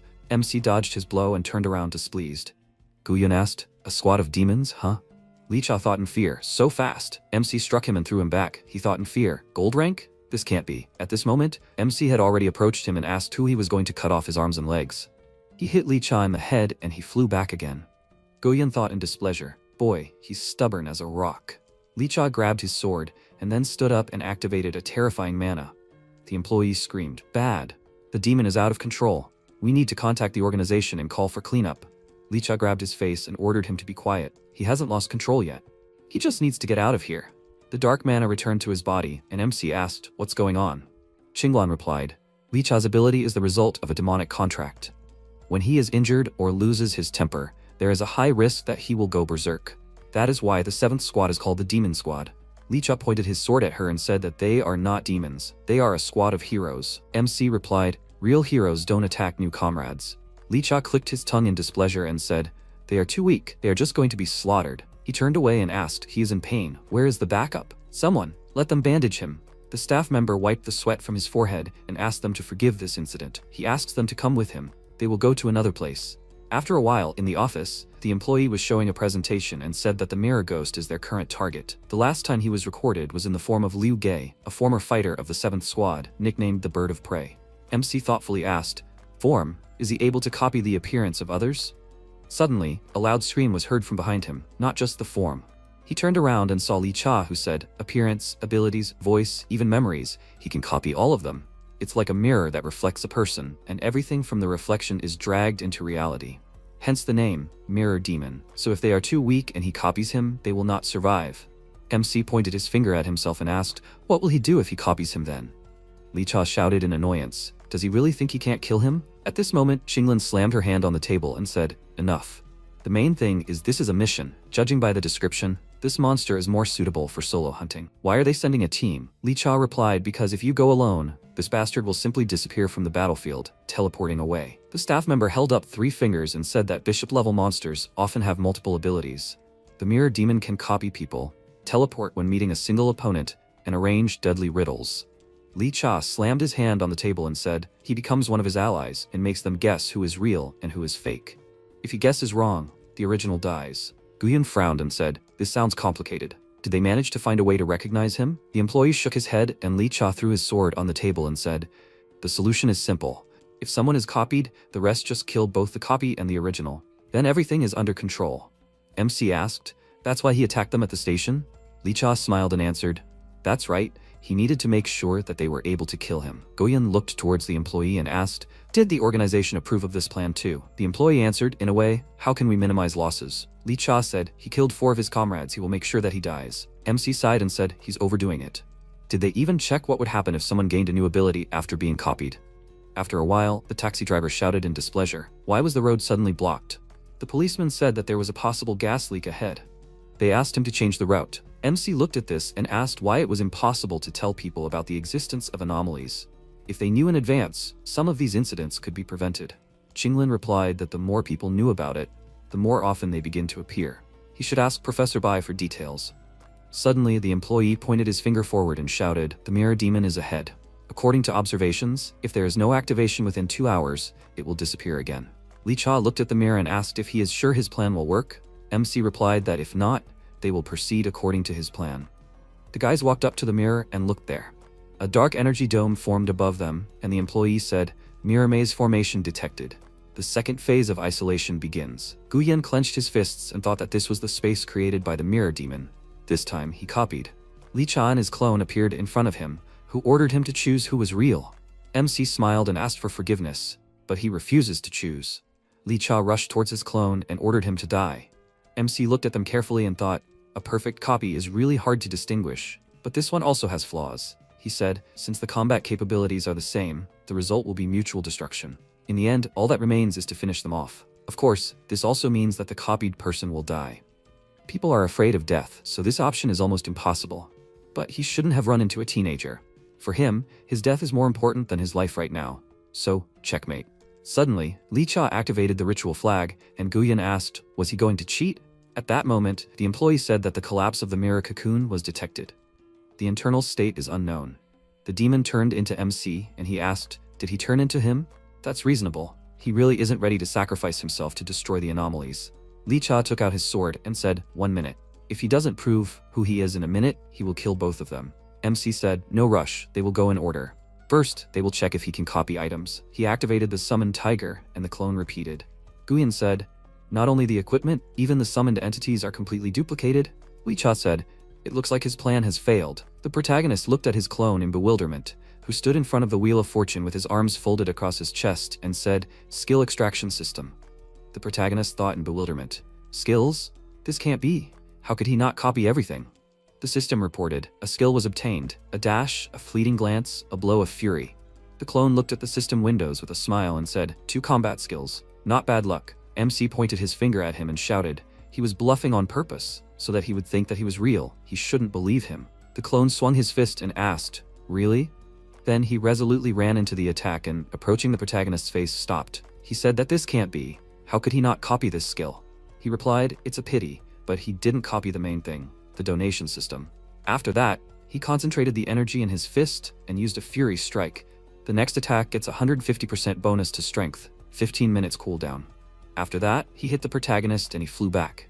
He clenched his fist and added, he said, checkmate. After some time, the protagonist stood in front of the clone, who was kneeling and told him to look. Less than a minute has passed, right? Cha took his sword out of its sheath and shouted, his time has come. A fake. After that, he pointed the sword at the clone, and it suddenly dissolved and turned into liquid, from which a mannequin was formed, dressed in the protagonist's clothes. He poked his finger into his chest and asked, so this is his true appearance? After exposure, he loses all abilities, becomes completely defenseless? After some time, the system congratulated the owner on the fact that he completely revealed the ecosystem of the anomaly. Encyclopedia updated. Mirror Demon. There are 4 more pages to unlock to get the reward. Good luck in the future. He looked at the system window and said, the executioner ghost, the father and daughter from the museum, the spirit body Tom, and now the mirror ghost. The task was finally over halfway through.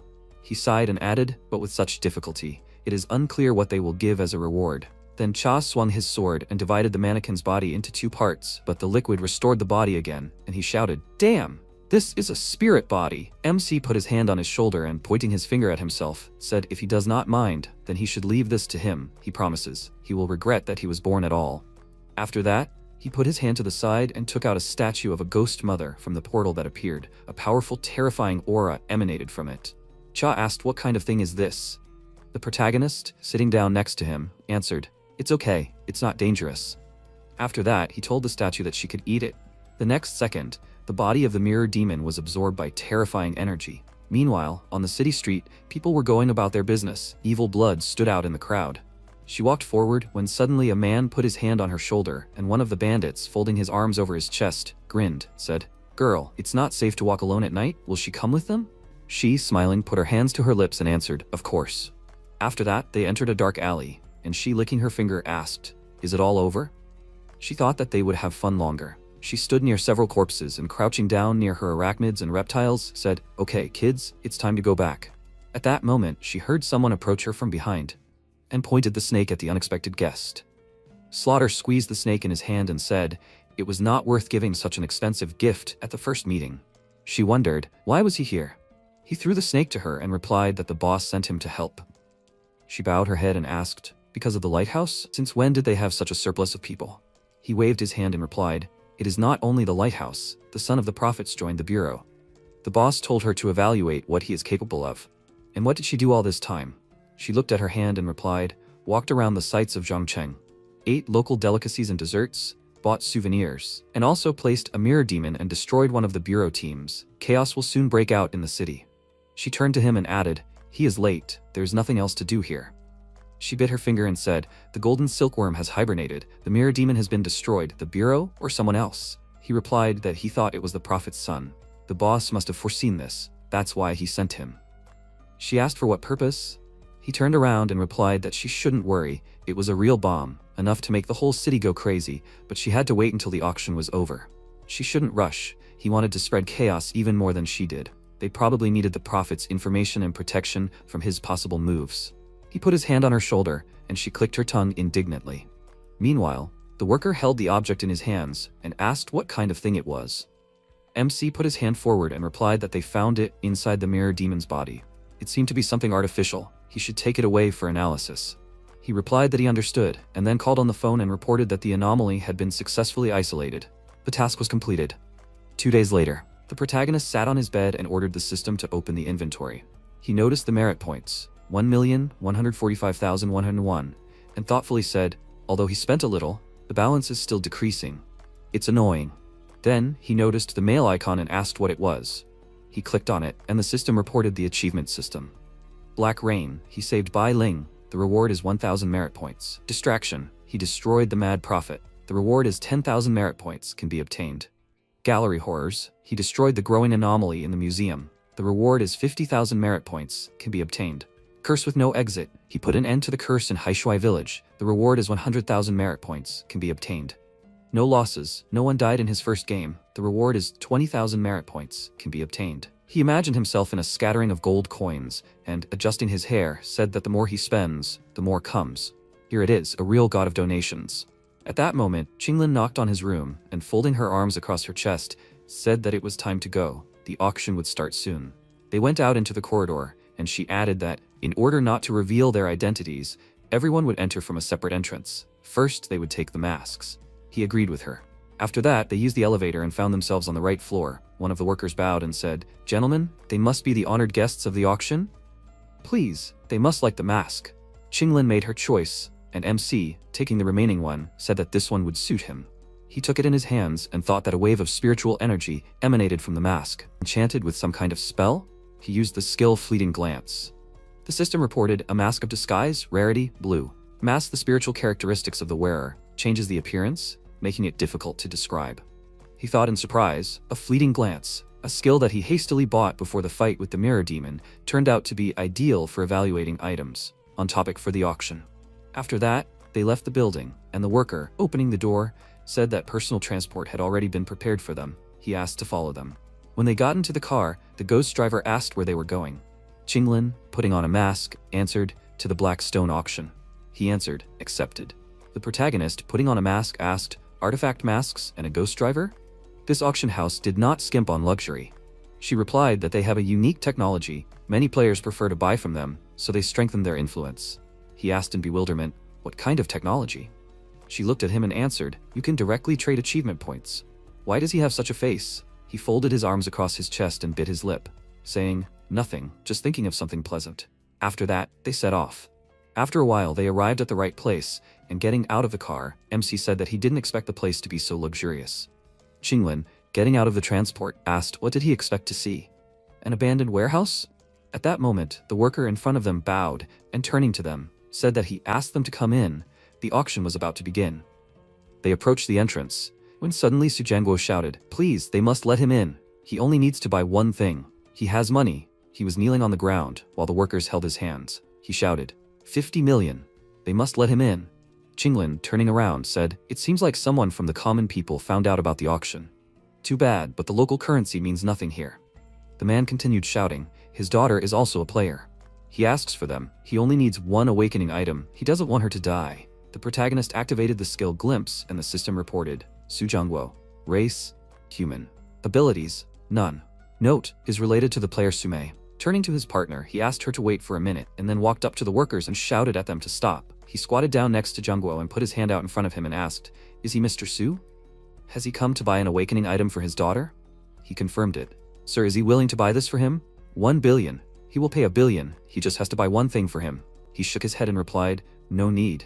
He took out an item from his inside pocket and told him to take this bottle of Jade Dew. One of the best awakening items. One of the workers, perplexed, thought, Jade Dew? This almost never happens even at auction, and he just gave it away? And his colleague shouted, what a grand gesture. Turning to his partner, he asked who this rich man was anyway. He replied that he had never seen such a mask. Who was this buyer really? And then the protagonist left the item on the pavement and, turning to the workers, told them to take it home. Let no one even try to take this thing away from him. One of them replied, yes, they will ensure the completion of the task. Then Jianguo began to bow and repeat words of gratitude. MC, stopping, put his hand forward and replied, no need, he just needs to tell Sume to come to the bureau. After that, he went to Qinglin and she asked, Mei is the player he mentioned in the report? He replied that it is, she has an outstanding gift. After that, they came to a huge door and the workers, pressing with their whole body, opened it. A view of a luxurious hall opened up, and the protagonist said this is the Blackstone auction house, the players founded it even before the bureau appeared. He thought, but since he has the ability to pay with achievement points, it's time to spend it well. He adjusted his mask, and then they went to their seats. The MC was approaching the chair when the worker pointed with his hand and replied that he needed to sit here. After that, the spotlights turned on, illuminating the presenter's podium. He approached the podium and said, ladies and gentlemen, the specialized auction of the Blackstone Trading House is about to begin. They must keep their numbers with them and not miss the lots they like. Each of these is unique. Qinglin, leaning towards the protagonist, said, the organization allocated 100,000 achievement points. The cost of the beacon is usually about 50,000. If there are extra points left, you can buy something else. Then the host pointed his finger at the first item and announced, the first lot is the Bone Jug of 5 Ghosts, a low-grade magical artifact. Small spirits are grown inside, capable of using the 5 Ghosts transfer technique. The price for use is raw meat. The starting price is 3,500 achievement points. The hall was filled with shouts, 4,000, 4,500, 6,000, 7,500.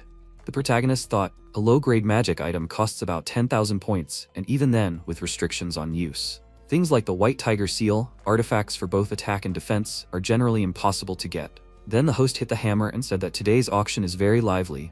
They all understand. The first lots are just a warm-up. Then he waved his hand and added, and now, one of the main lots tonight. He removed the cloth from the sword in the glass and shouted, high-grade magic sword, Gu. Inside is the spirit of the ferocious beast Kaimin, terrifying and unmatched, drives away hundreds of ghosts. A terrifying aura spread throughout the hall, and the protagonist thought, what an ominous aura, no wonder it is called the Pearl of the Auction. He used the skill Glimpse, and the system reported, the ancient sword, Daxia Moon Sparrow, is damaged. Quality, legendary, orange. Description: the last sword forged by the great master Oyezi at the end of his life. Because of its ferocity, it was sealed. Inside the sword sleeps the spirit of the weapon Moon Sparrow, a devourer of dragons and phoenixes, fierce and indomitable. The protagonist thought, legendary. Even in a damaged state, it is still legendary. After that, the host hit the hammer and shouted, the starting price is 30,000 achievement points. They can start bidding. Shouts were heard in the hall. 35,000, 40,000, 46,000, 51,000. Then the MC raised his number and said 100,000. An awkward silence hung. Qinglin, taking his hand, said, the lighthouse is their top priority. He replied that he knows, he will take this thing at his own expense. After that, the host hit the hammer again and, raising his hands, shouted, 100,000 points. The first bet of this level in the evening. Buyer number 16 offers 100,000. Are there any willing to outbid? The participant, raising his number, said 110,000. The protagonist answered 150,000. He shouted 160,000. Kid, he shouldn't stick his nose where it's not wanted. The protagonist, looking at him, grinned, old man, there's no point in dragging it out if you don't have the money. 200,000. Those present were perplexed. 200,000? An unfamiliar voice. Where did this newbie come from? Even for a high-grade artifact, 200,000 points are too much. At that moment, a worker approached the host and whispered something in his ear. After that, he raised 2 fingers and said, Mr. Number 16, his bet is twice the balance on the account. Before confirming this, they need to check its balance. The participant chuckled. He was just a young upstart. An empty bluff. The demand for black stone in the house was tough for that. The MC crossed his legs and answered, Can I? How will they check? One of the workers provided a sphere, and the host, pointing with his hand, said, Please, he just needs to put his hand on this crystal. It will scan his balance. But he can rest assured, it does not collect any other information. The protagonist waved his hand and answered, okay. Addressing the system, he ordered to exchange 1 million achievement points. After that, he went to the crystal and put it on this hand. The next second, everything lit up with golden light, and an inscription appeared on the ceiling. The participant, starting to fall off his chair, asked in bewilderment, 1 million? This is impossible. 1 million achievement points. He has never seen such numbers in his entire life. Shouts were heard in the hall. Gold level? No, perhaps it is someone with the law level. Does anyone know who he is? The protagonist asked, Are there no questions now? The worker cleared his throat and then replied, Of course, no questions. He put his hand on his hip and said that they were continuing the auction. Buyer number 16 offered 200,000. No one else wanted to outbid. There was silence in response, and he said, it seemed like there really was no. After that, he hit the hammer and shouted that they congratulated buyer number 16. The Gaiwei sword was now his. The audience began to applaud, and the protagonist bowed and thanked everyone. After that, the host shouted that they were continuing. The next lot was a middle-class material, a blood-red vine. The starting bid was 1,000 achievement points. An hour later, the host hit the hammer and said, sold. They congratulate buyer number 42 on buying a copper mirror with a spirit of resentment. MC thought about it. Ordinary materials that can be exchanged in the store. It seems like he won't be able to snatch something rare today. Then the host said, but the next lot is special. Even the experts of the Blackstone House could not give an exact report on this, but they are sure that there is a powerful spiritual energy in it. He put his hand on the cloth covering the items, added, and most importantly, it clearly reacts to most anomalies. After that, he removed the cover and added, the starting price is 1 point, they can begin. The protagonist put his hand on his shoulder and thought, hot. Did the disaster beacon react? He activated the skill fleeting glance, and the system reported that the information is unknown. He thought, even a fleeting glance could not determine. Better safe than sorry, you need to take it. After that, he raised his number and shouted, 10,000. Those present were surprised, and he, awkwardly scratching the back of his head, said, a bid of 10,000 has already been made, then 50,000. Qinglin grabbed her head and said, it was just 20,500. He was surprised, and then the host hit the hammer and shouted, sold.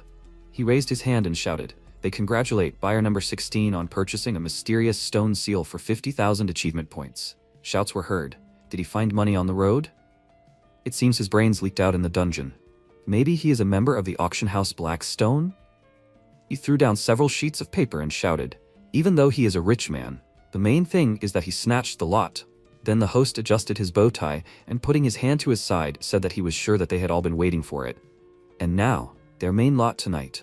In front of them is a lighthouse. There's no need to talk about its value, but this lighthouse is special. Yes, they heard right. This has the mark of the prophet.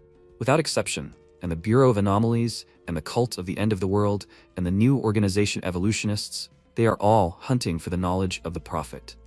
The starting price is 100,000 achievement points. Shouts were heard, 100,000, 150,000, 180,000. The protagonist thought that these buyers had not bid before, so they really were waiting for this particular lot. Qinglin raised her number and said, 200,000. Shouts were heard, 210,000, 220, 225.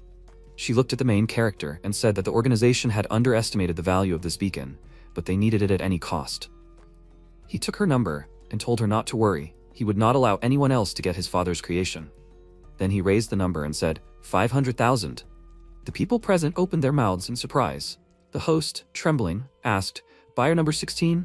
Are you sure he didn't misspeak? He folded his arms across his chest and shook his head, answering, Of course not, 500,000. This beacon must be his. The host asked if there were any more people willing to outbid. The others lowered their numbers, and he said that in that case they congratulated buyer number 16. He hit the hammer and shouted, The lot is sold. The next second the lights went out in the room. The participant asked in surprise, What was going on? People were shouting, Who turned off the lights? The MC asked, A power outage? Qinglin replied that it was not so. At an auction of this level it was impossible. Someone intervened. The next second, the host, looking into the glass box, shouted, The lot had disappeared. The protagonist stood up from his seat and, perplexed, shouted, What? He used Yin's eyes and, looking around, noticed how the evil blood aura was standing out. He pointed his finger at it and shouted, This servant, something is wrong with her. She must put down the beacon. She put her hand to her mouth and, smiling, said, Got caught. After that, she took off her concealing clothes and, throwing it up, said, But then they must receive a small gift from her. The next second, several monsters crawled out from under the ground. The protagonist, looking at this, asked, Undead? In 4 nights at that? Those present shouted, Snakes? There are snakes? He was bitten. The reptiles attacked the participants. One of them fell to the ground, foam coming out of his mouth, and he said, Poison. MC looked at the insects, and Evil Blood said, Well, that's it. They should have fun with her cute babies, and she went. The protagonist, crushing the scolopendra, ran after her, and stretching out his hand forward, shouted for her to stop. She must give up the beacon. Then he turned around and, sharply moving away, dodged the knight's attack. He crashed into Qinglin's back with his back. She, turning around, asked, 2 for each? He answered, Great. After that, he concentrated energy in his hands, and the knight attacked in front of him. The protagonist swung and hit the opponent's chest, piercing it through. A powerful aura spread throughout the room, and then he turned around and said that he dealt with one. How is she? Behind Qinglin were 2 fallen knights, and she asked what he was talking about. He said indignantly that she was cheating. He then jumped to the side, dodging the knight's attack, and leaned his back against the wall of the table. Leaning over to the worker who was trembling with fear, he put his hand on the glass box with the sword and said, He bought this. He can use it, right? He replied that he can take it, of course. The protagonist melted the glass, and then took the sword in his hand. He swung his sword, splitting the knight into 2, and, looking at the blade more closely, said, How powerful. He thought that even in its damaged state, this is so strong, no wonder it is a legendary weapon. The next second, he put his finger on the headset, and Feng Xingzi said, Things are bad. Many monsters have appeared in Zhangcheng. There are echo levels and bishop levels. They are already attacking civilians. This is going to turn into a major disaster. At this moment, the pianist was playing, spreading the melody around. Slaughter, standing on the edge of the roof, spread his arms out to the sides and shouted, A little more chaos. Just a little more. The end of the world has come. Then he laughed loudly. At this moment, Qinglin said, This is a doomsday cult. Their member nicknamed Evil Blood just attacked the auction and stole the beacon. Xingzi said that she will pass on all the information to the authorities, and the 2 of them must act urgently. Because of the mirror demon, the Zhangcheng squad suffered heavy losses. They can't handle all the monsters. The protagonist thought, The monsters are out of control. There aren't enough operatives. He looked at the auction participants who were covering themselves from the insects and said that he has an idea. The buyers in this auction were players, right? At this moment, one of them, still foaming at the mouth, said, An antidote. Someone, they must save him. The next second, the MC put up a sign. The antidote is unlimited. He pointed to the plate with capsules and shouted into the megaphone, Poison players, they must come. You can get antidotes for free here. They must not pass by, they must not miss the chance. One of the players raised his hand and shouted, He needs it. He must give one urgently. Another customer shouted that he was already on the verge. Him first. The protagonist put his hand in front of him and told them to wait. He would give the antidote, but they also had to do something for him. They shouted, What exactly? He had to say it faster. He raised his index finger and said, "Destroy the monster that appeared in the Jiangcheng district." Of course, not for free. Echo level monster, 1000 achievement points for anything. Knight level, 5000 points for one. Bishop level, 30,000 points. How about them? They started to talk. 1000 points for one echo. That's easy money. Much safer than risking their lives by playing the game. Then they said they agreed. What if he makes excuses and runs away later? The protagonist pointed at Qinglin and said that he had a representative of the Human Protection Bureau with him. Even if they didn't believe him, they should believe her, right? She took off her mask and, presenting her ID, said that this task was considered an official assignment from the Human Protection Bureau. They asked for everyone's full cooperation. Clark scratched his beard and said, "Girl, there aren't just a couple of monsters in the city right now, but a real wave." At the price this young man offered, the preliminary estimate is over 2 million achievement points. Will the Bureau really be able to cover it? She answered uncertainly, "Well." At that moment, the protagonist put his hand on the crystal and asked, "Only 2 million? There's no point in even bothering the Bureau with such trifles." The gold sum appeared on the ceiling again, and he asked, "Have they calmed down now?" An hour later, panic hung in the city. The girl fell to the ground and screamed in fear. A monster. A goblin stood above her, ready to attack at any moment, but the next second a player attacked him with a huge sword, cutting him in half. He was breathing heavily, and then clenched his fist and said that this is great, and another 1000 points to the piggy bank. He transmitted into the headset, "Clear, there are no more monsters on Changning Street. Where to next?" Xingzi asked, "Is he sure he doesn't want to take a break? He is only a silver rank, and he has already killed 3. Does he still have spiritual power left?" He smiled, hit himself in the chest, and replied, "As long as they pay points, he has more than enough strength. He can kill 5 more. She put her hand to her forehead and, sighing, said, "Okay, then he should head to East Street. 300 meters from here, there is a night-level monster. 2 players are already waiting." The woman rose to her feet and, putting her hand to her chest, wanted to thank him, but he quickly ran forward and shouted, "A knight is 5000 points. Even if divided by 3, 1,500. Let's go." Xingzi at this moment grabbed her head and shouted, "Where did Guyun find such people? Each one is crazier than the other, as if they were all pumped with doping." And then she paid attention to the incoming call. MC asked, "How is the situation?" She answered, "Everything is great. Mr. Guyun, the mass participation of players effectively curbs the spread of monsters. The affected area has significantly decreased. But regarding the points in the achievement for rewards, since all this was his own initiative and was not formalized in advance, the organization may not be able to reimburse the costs." He threw the monster into the wall and replied, "No big deal. The main thing is that the problem is solved." Turning to the system, he ordered to open the achievement interface. It said, "Supernatural Disaster." He led the players in destroying an echo-level monster. The reward was 300 virtue points. He led the players in destroying a night-level monster. The reward was 1000 virtue points. He led the players in destroying an echo-level monster. The reward was 300 virtue points. He led the players in destroying a bishop-level monster. The reward was 10,000 virtue points. He clapped his hands and thought, he knew it. He spent less than he earned. What a thrill. Qinglin put her fingers on the headset and asked, "Have they found out the source of the mutation?" Xingzi confirmed it while looking through the documents. Thanks to their information, they narrowed it down to the Doomsday Cult. The analysis department has already determined the cause. The culprit is a temple-level monster from the Doomsday Cult. Codename, Pianist. The protagonist and Qinglin simultaneously thought temple-level. Xingzi added that the last time the pianist appeared was in the North American city of Muto. More than 300,000 dead. The city was completely destroyed. MC said that now they want to repeat the Muto disaster here. But why? Qinglin put her hand on his shoulder and said, "The Doomsday Cult believes that chaos is the truth, so they aim to destroy everything and speed up the end of the world. But this time they won't succeed." Xingzi added, "According to the data, as the melody continues, the pianist will summon increasingly powerful monsters, eventually temple-level creatures and above. One of the last stand squad members has already moved to Jiangcheng. Before he arrives, they must try to stop the pianist's game at all costs." The protagonist looked at his partner and asked, "The last stand, what is it?" She replied that the last stand is the elite of the Human Protection Bureau. Only 5 people, all law-level players. They are the true last stand of humanity. He scratched his head awkwardly and sighed. Well, even if they have to stall for time, he doesn't know where the pianist is. Xingzi quickly typed something on the keyboard and said that they were currently tracking his location using the anomalies from the monsters and had already determined the approximate area. She asked the 2 of them to go to the western sector. When the exact coordinates were known, she would immediately report. They agreed with her. At this moment, Cha was flying over the city, jumping from the walls of buildings. He said that he had arrived in the western sector, nothing unusual so far. Then he turned his gaze to the side and saw notes coming from the roof of the building.